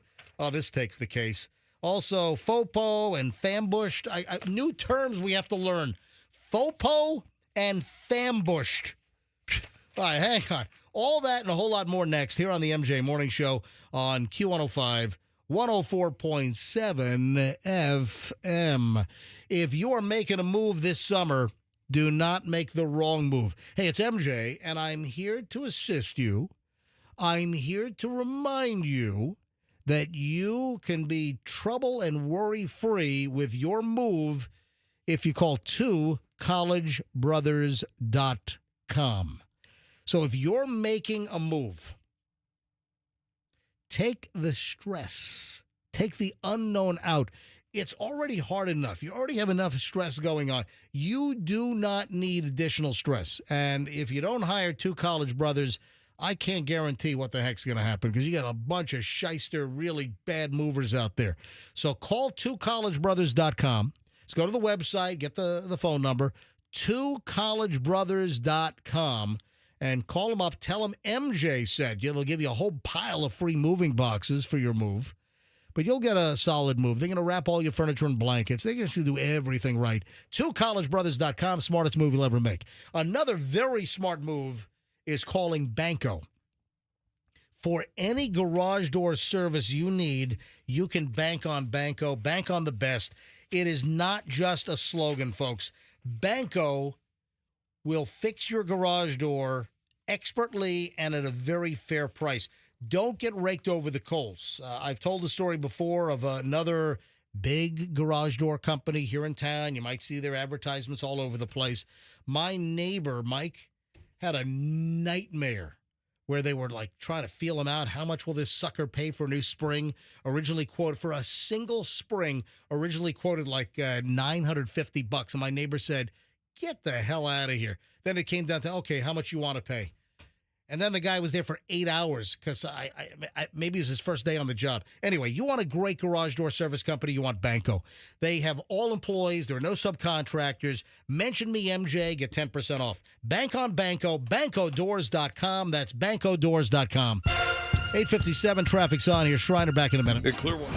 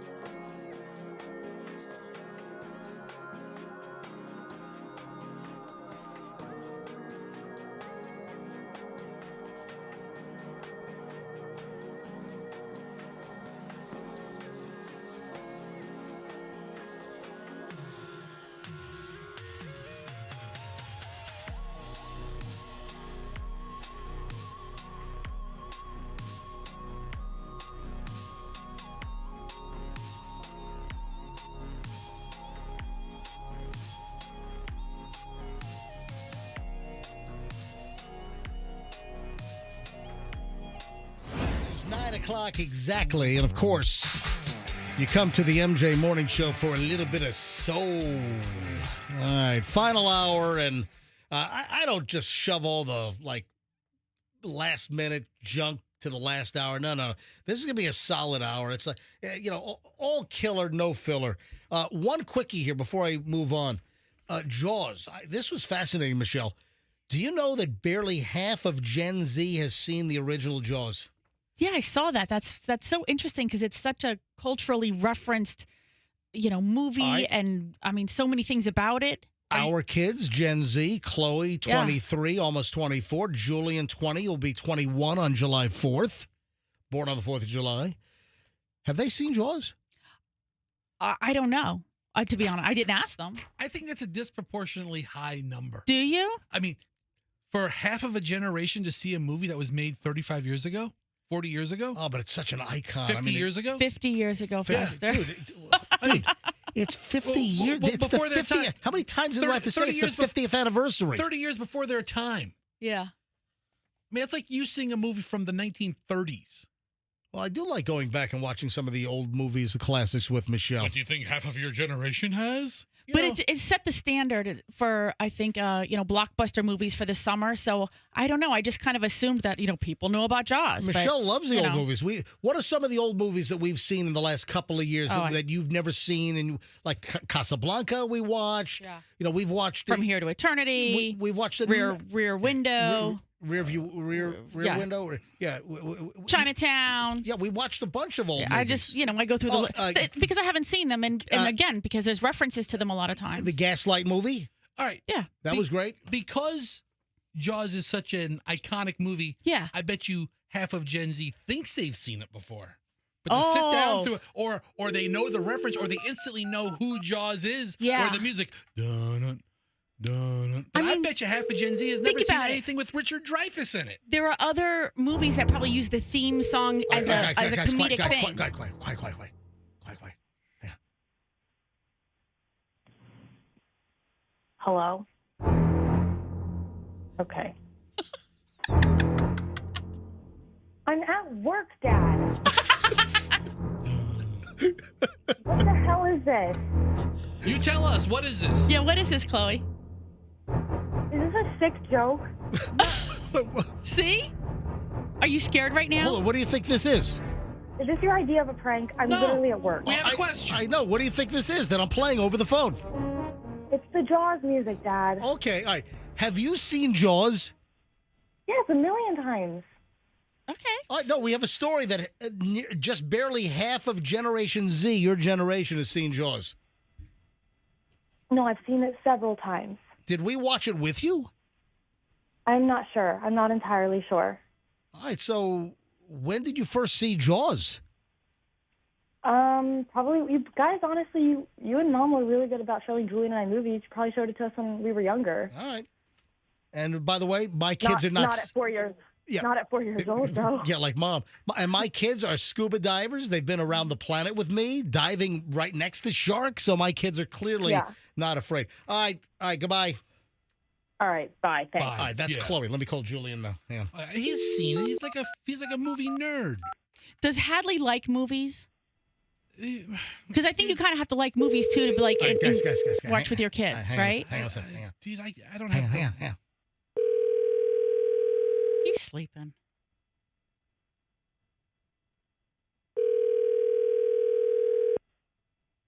He's gaming till like 4 in the morning on summer break. I think he's got a couple internships coming up. Thank God. He's not going to pick up. He's not going to pick up the freaking phone. No. It's 9:04. He's not going to. Great. Leave a message. We'll get back to you. I'll leave a message.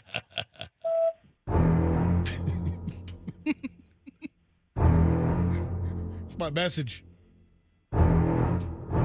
Yeah, Julian's must have seen it, right? Sure. Yeah. All right. Hang up on him. But I think also for John Williams, who was the composer for that music, I think he was doing primarily TV before then, and this was, I think, the score that really kind of put him on the map. Got a quiz for you. All right. Americans In what state are the top consumers of OnlyFans performers? Hold on, hang on a minute. What Shorty state is Shane. what? Read it again. Americans in these states are the most addicted to OnlyFans. Do you know what state is the most addicted to OnlyFans? Shane, what'd you say? I said it's got to be California. It is not. See, I think a state like California or Florida would be one of the top sites for producing OnlyFans content, but I don't know. I bet you it's like those really creepy Midwestern states. No. Probably Nebraska or Yeah, something. like a bunch of corn huskers Utah. just sitting there asking for pictures of their feet. Hold on. There was something years ago about Utah, and of course the heavy Mormon influence in Utah, that there was a whole lot of, I think it was like, there was some like porn categories that were huge in like Utah or whatever. All right. So, no, you guys have not guessed it. The number one consumer, the most addicted state. Like Alabama. To OnlyFans. I've never even been on OnlyFans. I've never even gone to the web. Hold on. What was that about? What, are you doubting me? No, I'm just you're putting it out there pretty defensively already. It's like a proactive defense. Well, I have never been on OnlyFans. Okay. We should open an MJ Morning Show OnlyFans. Yeah. Dude, it's not all smut. It's like It's not all dirty. It's You can make it fun. Yeah, if we open up an MJ Morning Show OnlyFans and had somebody pay $19.99 a month, and every other week I sent you a different picture of my feet, and like we could like voice chat. Oh, the feet. Yeah. Remember that massage video I posted on IG a week ago? Right. You thought it was funny? Yeah. We can see the full massage on there. Yeah. So you have you have OnlyFans? Yeah, but it's that I just did a full massage. It ain't nasty. All right. But you have an OnlyFans account. But there is some Hold on. unlockable stuff. You have an OnlyFans account, right? Yeah, bro. All right, how many subscribers do you have? It goes up and down. I stay at like 14 and 20 a month. People leave and come back. It depends. You gotta really hustle on there. But for people to but stay. about how many followers do you have at a high? 35 at once. All right, so if he has 35 people popping him $19 a month, suddenly that's a revenue stream. But, you know, you've got these like 24-year-old girls that are making like $2 million a month. Oh yeah, it's crazy. I mean, What about the 55-year-old girls? Yeah, I mean, they're putting their backs into it, though. Only Michelle. Hey, I just started. Give me a little bit. Meech, I'll tell you what. I mean, there's a market. All right, so let's get back to my initial query here. Which state is the number one state most addicted to OnlyFans? So I'm with Fester in that I think that it's going to be one of those states where there's not a lot of like outdoor activity with girls in bikinis already. So it is going to be like either, I don't know, Midwestern state or... Yeah, like Minnesota. Or nope. Something like that. All right, I'm going to give you an audio clue. You ready? Mm-hmm. Oh, no. That was one. That qualifies as one of my back. It's not Midwestern. Hold on. You know what that song was? I think so. I just played a little. Yeah, I know. I think I know. Hold on. What is that? What song is that? Country Roads, John Denver. Oh, my Take Me Home, West Virginia. God, how did you know?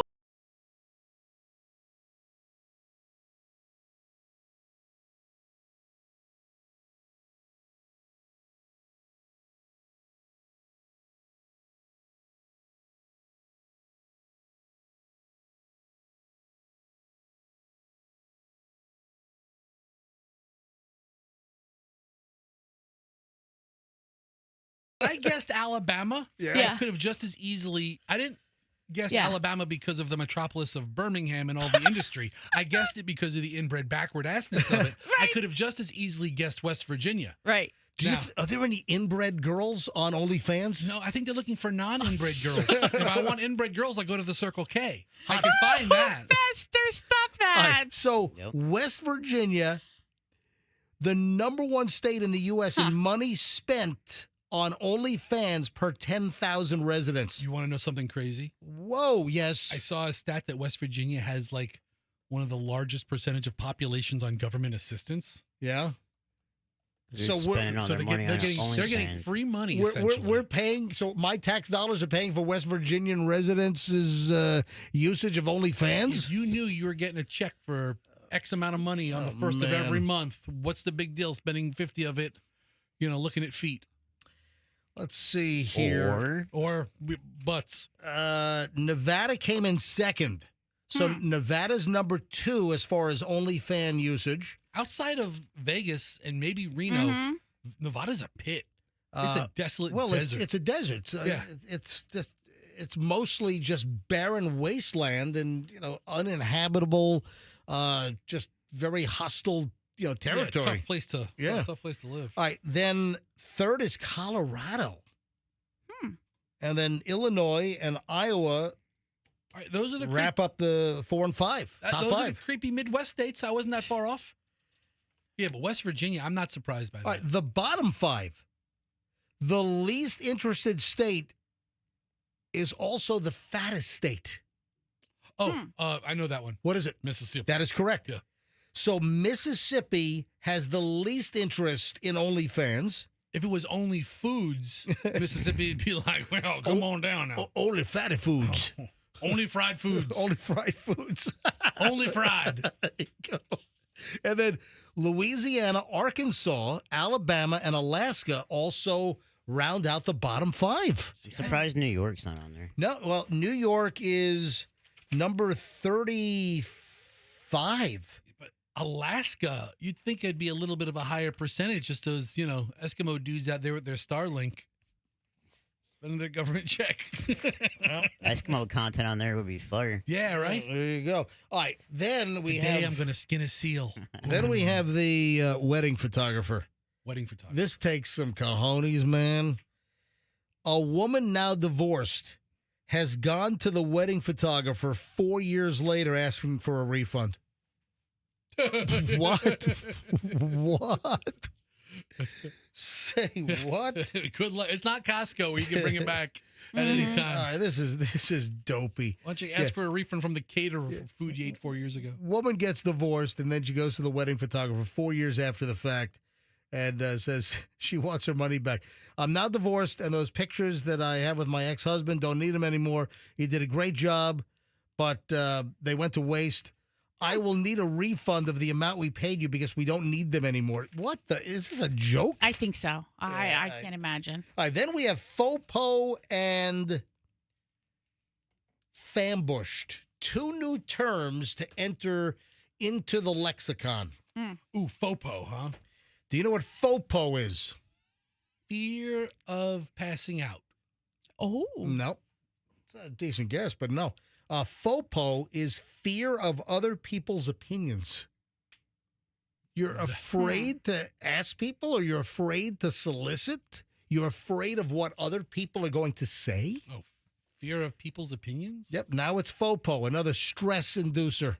Yeah, this is now the latest acronym to induce fear.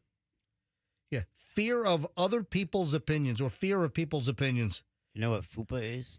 I know. Hold on. I'm not going to say it. I'll show you. I don't know. I'll show you what a No, FUPA is. I don't. Listen, I don't. Thank you, Shorty Shane. The FU's fat upper. That was for the last bit. So a psychologist by the name of Michael Gervais, he coined FOPO, and he describes FOPO, the fear of people's opinions. He calls it a hidden epidemic. And he says that people who suffer from FOPO, fear of people's opinions, lose faith and confidence in themselves, and their performance goes right down the crapper. Yeah, I understand that. I can see that happening. FOPO is primarily an anticipatory mechanism that we use, and it's a preemptive process to increase our acceptance in the eyes of others and for us to try to avoid rejection. And it's characterized mostly by hypervigilance and social readiness. FOPO, I don't care what other people's opinions are. And you know what? Yeah, we're aware. But think about the things Chloe doesn't do. I get opinions all day long. I know. I post crap on my social media. People leave their opinions of me, my content. Some very tone-deaf stuff up there lately. There are sites where they talk about the show. People leave their opinion. I'm not afraid of opinions. Right, but think of something like your daughter might be thinking about doing or venturing into that she's afraid of what you'll think. Go on, Pat Benatar me. Oh, she doesn't care. You know. You know which apple tree she falls off of? That one.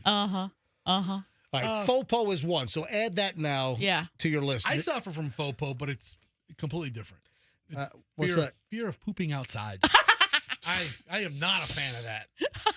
I mean, if there's nowhere to go, my anxiety level is through the roof. But fear of pooping outside is a real ailment.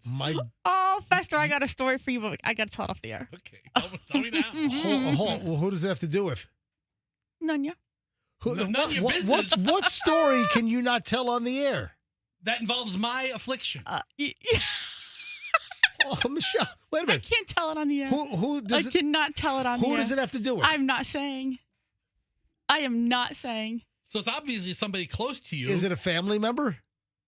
Can't give any hints. I cannot. Really? I cannot say anything. You're going to leave the audience and me dangling? Sorry, Fester. Yeah. I will tell you a story. Okay, what's next on the list? Does it involve my fear?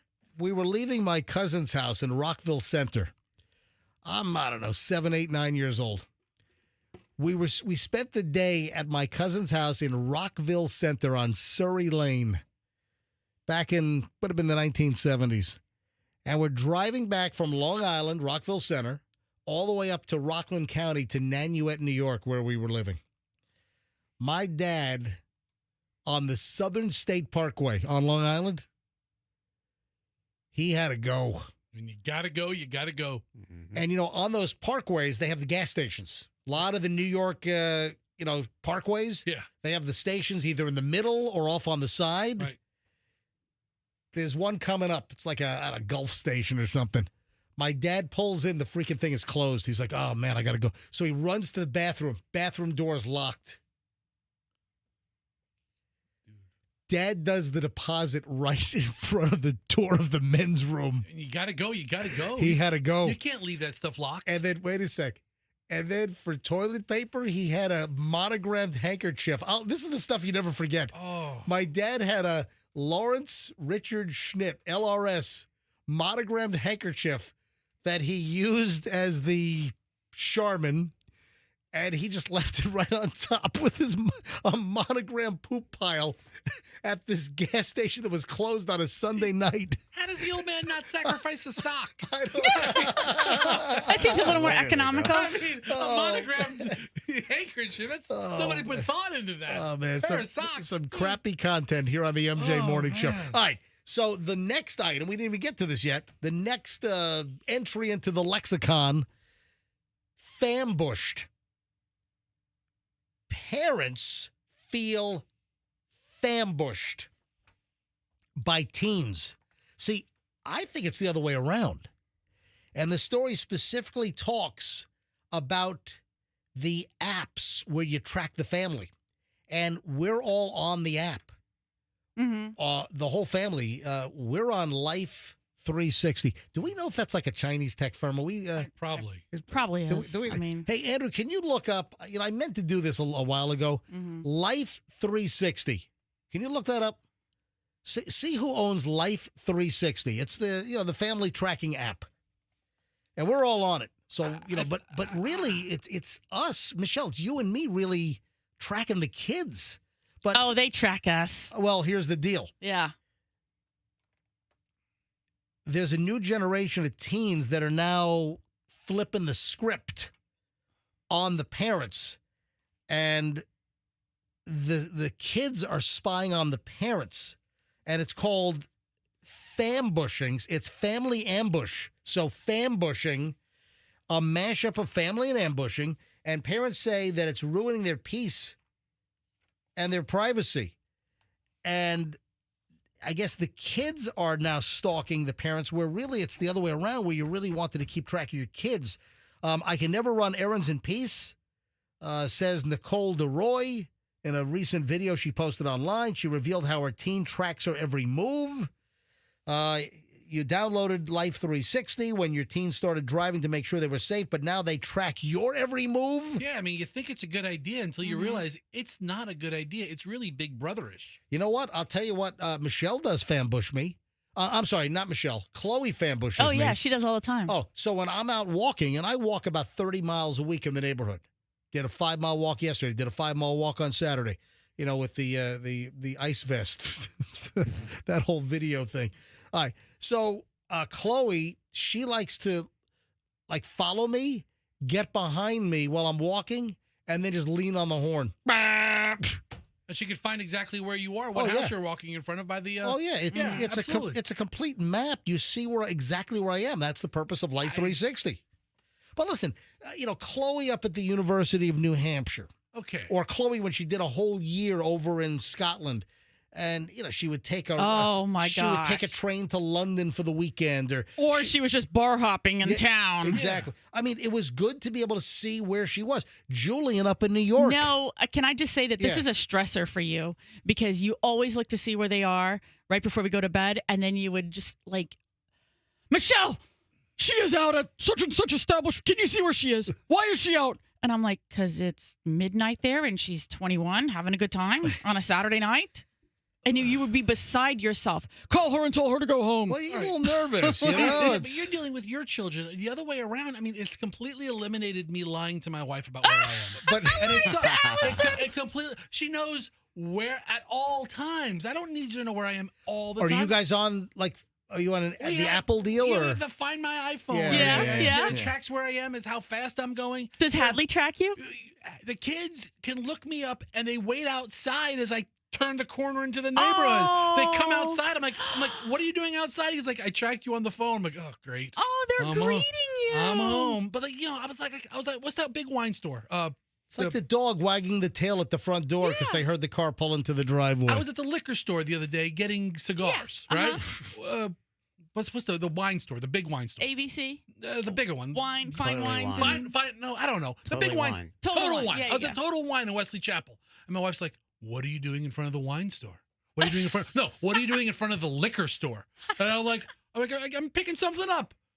Picking up some liquor? I'm not a drinker. I don't have a history of drinking. It's not like that's not on my radar. I'm an eater, but I'm not a drinker. Is there a Lucan's up in Wesley Chapel? I don't think so. I don't think so. I think I got to talk to the Lucan's folks. They need a location. How's their cigar selection? It's fantastic. Okay, well, good. Yeah. I'll swing by. But I'm in there, and I'm like, I'm picking up a couple of cigars, and she's like, "Oh, are you?" I'm like, "Oh, jeez." Yeah, I wasn't gonna tell her I was going there. I was just gonna come home smelling like crap and let her figure it out. But she knows exactly where I am. So now the kids are tracking the adults. They've done that to us before, and we have had to shut it off when we were trying to surprise them, make an appearance, or when we didn't want them to know we were going somewhere fancy for dinner. Michelle got pissed at me a month ago and shut it off. Why'd you do that? What? Because it's too much. You know why? Because when you were scuba diving, you would call me when I went out somewhere. Like, where are you going? Why are you going there? And I'm like, first of all, I'm driving. You see that I'm driving. Why? I hate that. I do not like to talk on the phone when I'm driving. I like to focus on the driving. That's it. And so then I said, you know what? While you're over there, shut it off. And she did. All right, 9:23 at the MJ Morning Show. Let's get ready for the final chunk. Let's. 9:23. It's been a very eventful Monday show, and we're not done yet. I still have a ton of audio I have to get to that Andrew pulled in. If I don't play some of these audio bites, he's going to brain me. All right, when we get back, the final chunk of the MJ Morning Show, we have a Jeff Bezos wedding update, and there's a definitive guide, and then there's also some insight into Bezos's wedding and the whole Venice deal. You got a whole bunch of people. There's an organized group that's trying to disrupt the Jeff Bezos wedding. So we have an update on that. We have a quick little Diddy trial update from Friday. We'll get to that. Anyway, we have a lot of stuff in the final segment, so don't move. That's going to happen momentarily here on the MJ Morning Show on Q105. My friends at Veterans Ford. Now, if you're looking for a Ford car, truck, or SUV, you've got days left in the Ford Employee Pricing Program. This is not a gimmick. This is not some kind of come on. Literally, you can get Ford Employee Pricing for your new vehicle. So what does this mean? It means that you'll pay less than the dealer cost on the vehicle. You will pay what a Ford employee pays, but you got to hurry. So what's that F-150, F-250 you want? What about the Explorer, the Expedition, Bronco Sport, Mustang? Get the vehicle at employee cost at Veterans Ford. So why should you go to Veterans Ford to take advantage of this amazing Ford offer? Well, it's the whole experience. You're not going to be thrown around like a tennis ball You're not going to feel like you're getting kicked around like a kickball. They're going to treat you well. It's going to be the best car buying experience you've ever had. Their service department is the best Ford service in town. People love Veterans Ford. After problems at other Ford dealers, they go to Veterans Ford. They're like, oh, my God, I wish I had gone here in the first place. Veterans Ford, Line Bar, and the Veterans Expressway. Veterans Ford, please tell them that MJ sent you. It is hurricane season, but it is slow right now. You still have time to get your home in good shape in case we're hit again. You know, I told a story about Scott, friend of the show, Scott in Polk County. He had weather-tight windows installed last summer, like by August, and had all the windows and doors replaced in his home. And he said to me, MJ, thank God I did this because my home would not have survived. Because remember, Polk County got whacked, Milton, cruised right on through. He said my home would not have survived. The weather-tight window saved me. He loved dealing with weather-tight Mike and weather-tight windows. He said that every aspect of dealing with weather-tight was incredible.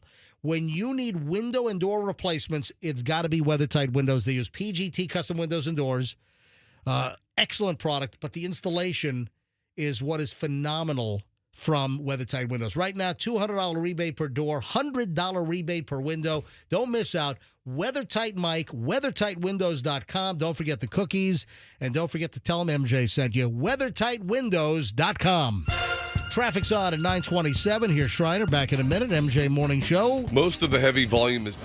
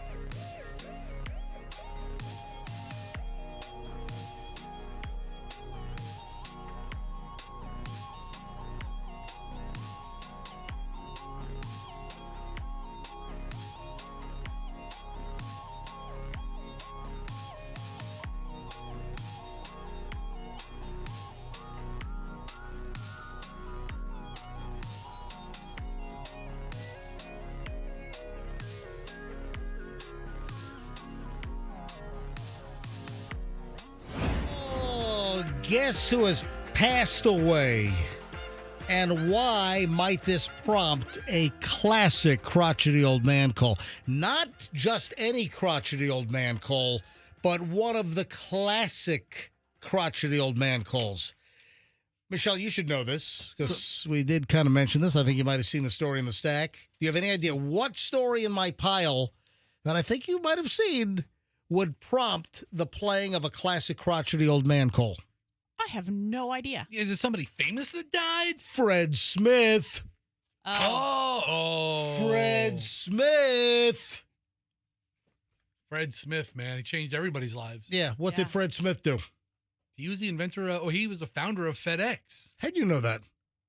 Because it was originally called FredEx. But he's like, we're going to call it FredEx. Federal Express. Federal Express, people. Because remember, before and they nobody bought into it with Federal. Before they were FedEx, they were Federal Express. I still call them Federal Express. Yeah, so I call them FedEx. I call them FredEx. Yeah. How'd you know that?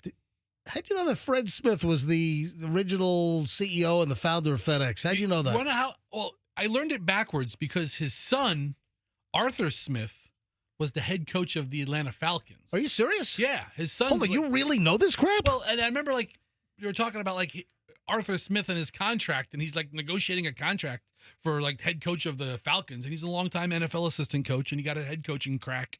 And one of the commentators were like, "What does it matter to him? He's already a billionaire. His father invented FedEx." Mm-hmm. So Fred Smith founded FedEx or Federal Express. He died at 80 years old. On the conveyor belt. It was a work-related injury.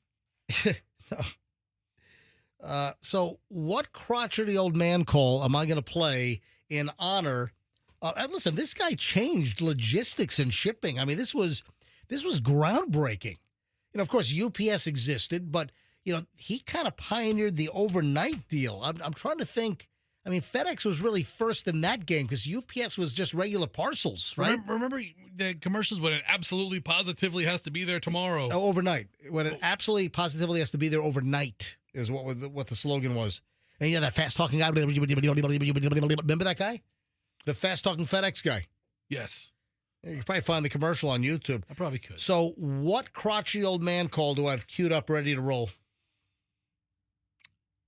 Shipping Chauncey? Overnight Chauncey? Thank you for calling.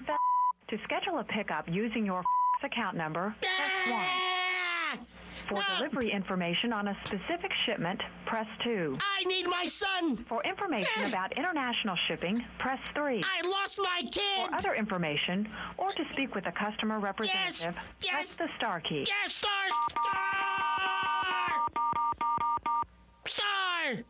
Terry Lau, how can I help you? Oh, thank God you've answered. Terry, I've got a package emergency on my hands. Okay, what type of emergency? I shipped something out and it hasn't gotten to the destination yet. Okay, so what was the air bill number? 06348048811. I'm sorry, sir. I don't show any record of that shipment. It's not in the system? No, sir. Oh, my God, we've got a catastrophe on our hands. Let me explain what's going on. Okay. I guess it's time for me to come clean. Okay, sir, just calm down and tell me what's wrong. We couldn't afford to send my fat kid, Chauncey, on a regular airliner to see Grandma, so... I packed them in a box and I shipped them out. You what? I packed them up with this tape and shipped them out. You're trying to tell me you sent out a human in a box? Yes, Chauncey, my 375-pound bundle of love. Okay, hold on. I'm going to get my supervisor. Okay. Due to unusually high call volume, our representatives are still busy. Thank you for continuing to hold. Hello, this this is Connie Morris. Do I understand that you shipped a human being? Yes, I shipped my fat kid Chauncey in a box. You shipped your son? Yes, we couldn't afford an airliner, so I stuffed him in the box. It was a very heavy load. Where did this package originate from? Tampa, Florida. Okay, and... My name is Milton Fludge Cow. F-L-U-D-G-E-C-O-W, Fludge Cow. Okay, and you said this originated in Tampa? Tampa, it was going to Albuquerque. He was going to visit Grandma. Okay, going to... Hey, you gotta find Chauncey. How could you ship a human being in a box like that? Okay, we're going to have to call the police on this. No, let's keep the police out of it. No, I'm going to need your home phone number so we can get in touch with you. But whoa, wait a sec. I put some chocolate chip cookies. We need to find where your son is. I know, but he had we have no record. He had some cookies. Shipment. I gave him some water in a squirt bottle. He had a ham sandwich. We're going to have to get the police's help on this. Well, I even slapped a fragile sticker on top. We have no record of this. We need the police. I'm going to need your home phone number. Do I get a refund since it wasn't there by 10:30? He had his little Nintendo Game Boy in there to keep him company. I don't care what you did for him. You do not ship a human being in a box. I'm sorry. We're going to need to get the police, and we're going to need to get some information from you. I can't hear you. The connection's getting very staticky. Okay, we're going to get in touch with the police. What? I need information from you. I can't hear you. I need information from you. My hearing aid fell out. I can't hear you. Give me your address and phone number. I can't. So we can get the police to help. Gotta go. Bye-bye. Please, sir. Bye. Do you remember the ruckus that caused, Fester? It was a nightmare. It was a nightmare. Everything, the entire FedEx system was shut down off of this call that lasted 3 minutes that they didn't know who placed it. They were looking for a fat kid in a box that got shipped from Tampa to Albuquerque. They were looking for boxes with holes in it. They were looking for boxes that could fit a kid. That smelled like chocolate chip cookies. What? Can you ship me? You know what? So here's the crazy thing. Yeah, we did. We tried to ship Dave the Dwarf. You ever meet Dave the Dwarf? I haven't. Yeah. We brought Dave the Dwarf to the FedEx facility off of Waters Avenue, and we got as far as the counter. And we did. The guy was really inspecting the box because we had a couple of holes drilled in it, and he's sticking his fingers in the holes, and he poked Dave, and Dave's like, ah. And the guy's like, is there a person in here? And I'm like, yes, sir. We did that live on the air, didn't we? Live. Where are you? I'm outside the facility right now. We put Dave the Dwarf in a box. I think Hurricane and I had to put him on a dolly. Brought him and placed him on the counter at the FedEx drop-off location on Waters, right near the Veterans Expressway in Waters. That's still there, that location, isn't it? No, we shut it down. Of course, I think it's still there, yeah. When I first started doing videos and I had no idea what I was doing, my friend tried to pawn me in a big tub. And he convinced the guy that worked there that there was deadly snakes inside worth a lot of money. Right. And he wanted to see what they were, but I was inside. And he was afraid to open it. As soon as he did, I was like, funny. Ah. So, man, we shut the whole FedEx system down for It was a mess. Yeah, that was a call into the general manager's office on that FedEx call. Anyway, rest in peace. That was for you. That was for Fred Smith, the founder of FedEx, that passed away a couple of days ago at the age of 80. I'll tell you, I heard that when Fred got a hold of this call, he laughed and laughed. We brought him so much joy. Fred had a sense of humor. He was like, in fact, I'm told they're going to play that during his eulogy. Yeah. They're going to play that phone call. That was the funniest FedEx happening in the history of the company. And that brought a smile to Fred's face. He laughed so hard he passed out, and they thought he died then, but he didn't. All right, 9:40 at the MJ Morning Show. Hey, Michelle, do you have the Bezos wedding in Venice update? Oh, yeah. Yep. All right. Now, a couple of things. You've got a protest group that swears that they're going to interrupt Jeff Bezos' wedding. What's the date for the wedding? Okay, so we don't know the actual date for the actual wedding. All right. The festivities begin tomorrow, June 4th. All right. So June 24th, sorry. Right. So you have a protest group, and they're swearing that they're going to make Jeff Bezos' wedding guests, quote, choke on their cake. Well, that doesn't sound very nice. No, it doesn't. It doesn't sound It very doesn't. hospitable, does it? So a lot of the folks in Venice, but the actual wedding is going to be on his mega No, we don't know. We don't know. But we don't know. all right, then maybe they're throwing that as a decoy that the wedding's going to be actually on his $500 million yacht. I don't know that the yacht will hold as many people as he's having. Listen, 200 people I like think are expected to attend. Like a 200-something foot, 250-foot yacht. I mean, this thing's like a mini cruise ship. Here's what we know. Yeah. The wedding has been delayed because it was supposed to happen back in the winter in Aspen. Mm-hmm. And what do you think held it up? A snowstorm. No. A lack of snow. In Aspen? Prenup. Prenup negotiations. Are you serious? Yep. So they were supposed to get married in Aspen, and then I guess when that didn't come to fruition, it came out. I guess they were looking for somewhere, and a Venetian council member, actually campaigned for them to get married in Venice. So it's kind of a problem over there because we do have these people who are saying some people want them, but other people don't want them. Well, it's miserable because they're taking up all of the water taxis, and they've commandeered so many hotel rooms. Yeah. So anybody who that's how the town makes its living. It's a tourist town. Yeah. So now they're really busy one weekend. Oh, let's bitch about it. So the event is going to be a 3-day affair starting tomorrow. I'm going to boycott Venetian blinds. I'm sorry. Go ahead. Let's go back to the Roman shades. They should have just gotten married in Venice, Florida. Seriously, there's a couple of nice hotels down there. Right in the parking lot of PGT Windows and Doors in North Venice. That's where Jeff Bezos and Lauren Sanchez. Mm-hmm. So what does she need a prenup for when she's not really bringing much to this party? Because he's taken the boob job back, and all of the filler in her face is going to be sucked right out if the wedding goes south or if the marriage goes south. Sign the prenup. That's all the collagen coming out. If it doesn't work out, does she think she's going to be eating out of cat food containers? I mean, what does she think? What's her life going to look like? Living in a van down by the river.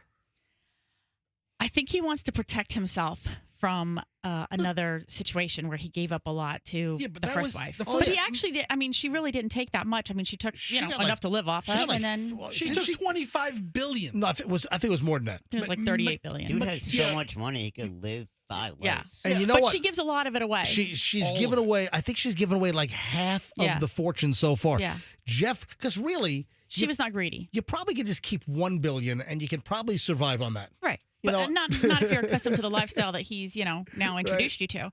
So anyway, for those people at home who are thinking about, popping the question, he gave her a 20-carat diamond ring, and he hid it under her pillow before he popped the question. Oh, so lovely, so sweet, so lovely. Most important for young ladies out there who are looking for wedding gowns, she's going to be wearing Oscar de la Renta. Oh, Oscar de la Renta. Are they going to renta the Oscar de la Renta, or are they going to buy it? But they are in Italy, so at some point over the course of the festivities, she will be wearing Dolce & Gabbana. Do you know what cars they brought in for the wedding procession? No. I drive a Dodge Stratus. They brought a fleet of Dodge Stratus. A fleet of So here's the thing. Of 1999 Dodge Stratuses. As of last night, the exact location is still a secret. The speculation is that there is a monastery on a nearby island. Yeah. It may be held there, Well, like and that's why they need all the water. Murano or Burano? No. And the guests that are expected to attend. Welcome to Monastery Island. Oprah Winfrey with Gail. Oh, great. Leonardo DiCaprio. Great. Orlando and Katy Perry. What about Tony, Orlando, and Dawn? Kim Kardashian. Okay. Mick Oh, Jagger. are you kidding? The Kardashians are going to be there? No, just Kim Kardashian. Oh, I didn't say the others. Mick God. Jagger. Yeah. And Jewel. Jewel with her snaggletooth and all? I thought she was dead. I mean, we haven't heard from her in like a long Jewel. time. You know what? She used to sleep in her car. Yeah, exactly. In Alaska. I mean, True story. I think when she moved to California for her music career, she was living on the streets. What does Jewel do now? I mean, how is she making You know what? She probably works at a fulfillment center for Amazon. You know what? Listen, that's probably what she's doing now. I'm sure Jewel's doing just fine. She invested in salmon because she's from Alaska. Great. Oh, And she's a big salmon magnet. And she's probably doing a couple of concerts a year. She's doing salmon, fine. a salmon magnet? Magnate, yeah. Oh, no, she has salmon magnets. She sells them at gift shops. She sells salmon magnets.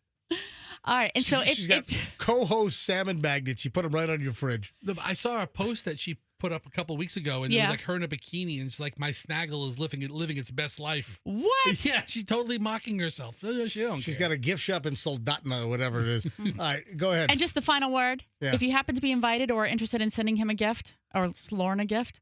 Do not send gifts. No gifts, please. What they would like is a donation to your favorite charity. Be philanthropic because they're building her brand as a philanthropist. Oh, Lauren Sanchez? Yeah. Because she's not liked. Yeah. Well, you know what it is? When you're the other woman, you're not going to be well received. Yeah. Just that's it. But she does have a close group of friends. Like Eva Longoria is in that friend group. I think Katy Perry's in that friend group. So, she does have a close group of friends. If she were not engaged to Jeff Bezos, she would still be friends with Eva Longoria. They've been friends for a long time. Is that true? I mean, really? Oh, okay. She All was right. on TV for a long time. Yeah, she was in L.A. She had her own career. Why is before Little Jeff- Wayne there? Yeah. Little Wayne needs to be there. That's why I wanted my wedding. Where? Little Wayne. Little Wayne.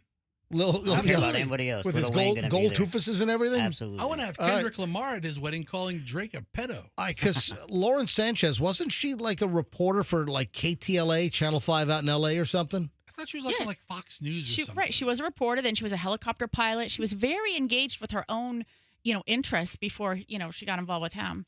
And I think there was some rumor also that maybe Lady Gaga or Elton John might perform. I don't know. All right. There's also one last thing before we move on. I think Lady Gaga denied that it was not on the schedule, that she was not set to perform. Well, but of course she would deny it. Who knows? Yeah. All right. So finally, apparently Jeff Bezos and Lauren Sanchez quietly donated a boatload of money to Venetian charities months ago to butter them up. Yeah. So that's apparently why they're welcomed by some of the, governmental officials, because they donated a crap ton of money. Look, if he can fix some issue that they have there, I don't know, trash pickup, I don't know, whatever's going on. People, fixing the cobblestones because they're, they're old streets, those little windy, narrow, I've always corridors. heard the city is sinking. Yeah. If Jeff Put Bezos some pilasters. can order like some inflatables off of Amazon. All right.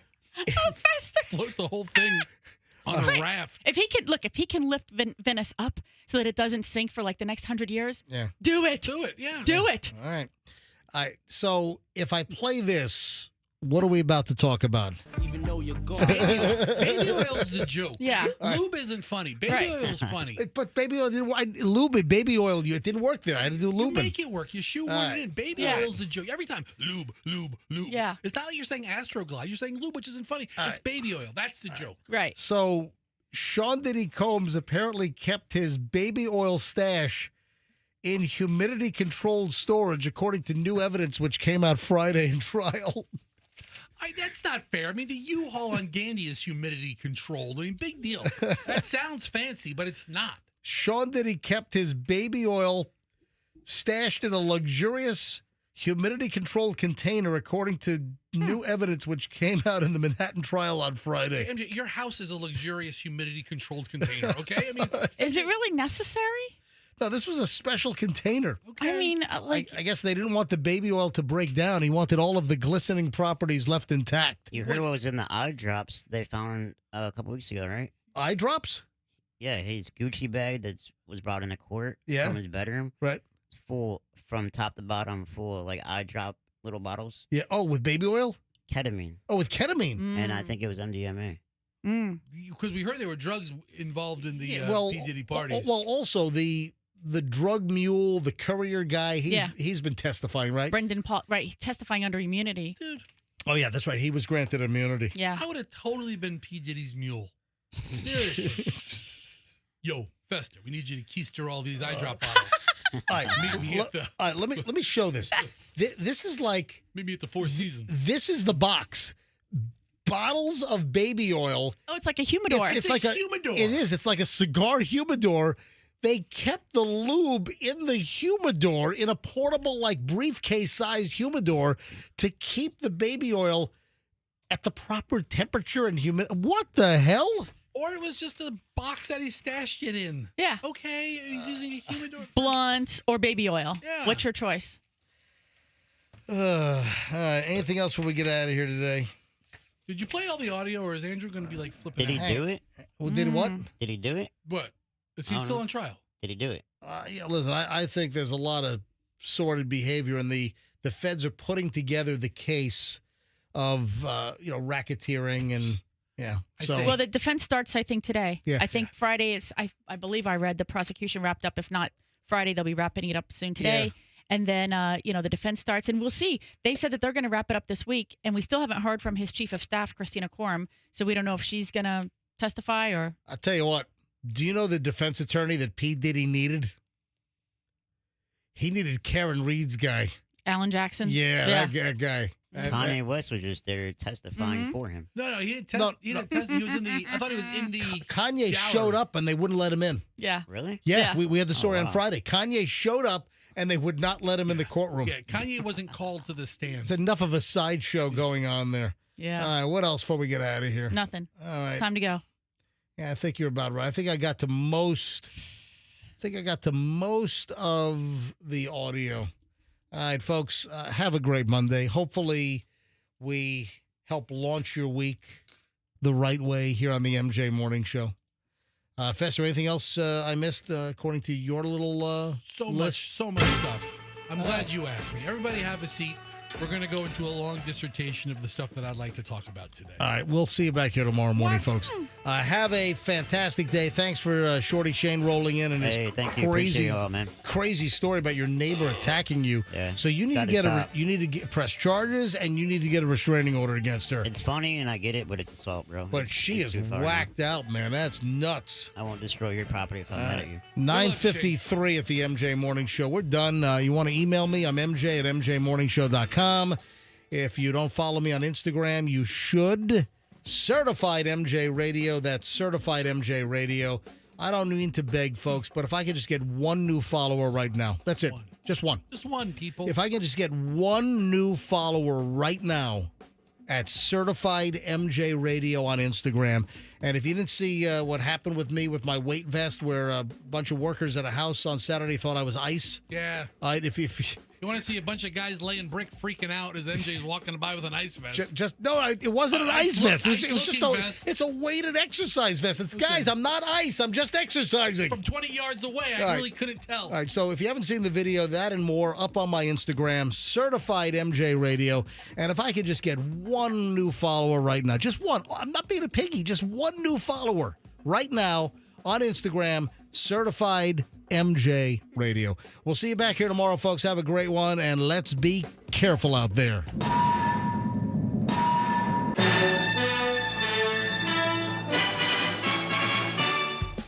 Download the app now. Get the Q105 app and listen to us anywhere. Powered by Anajar and Levine Accident Attorneys. Call 1-800-747-FREE.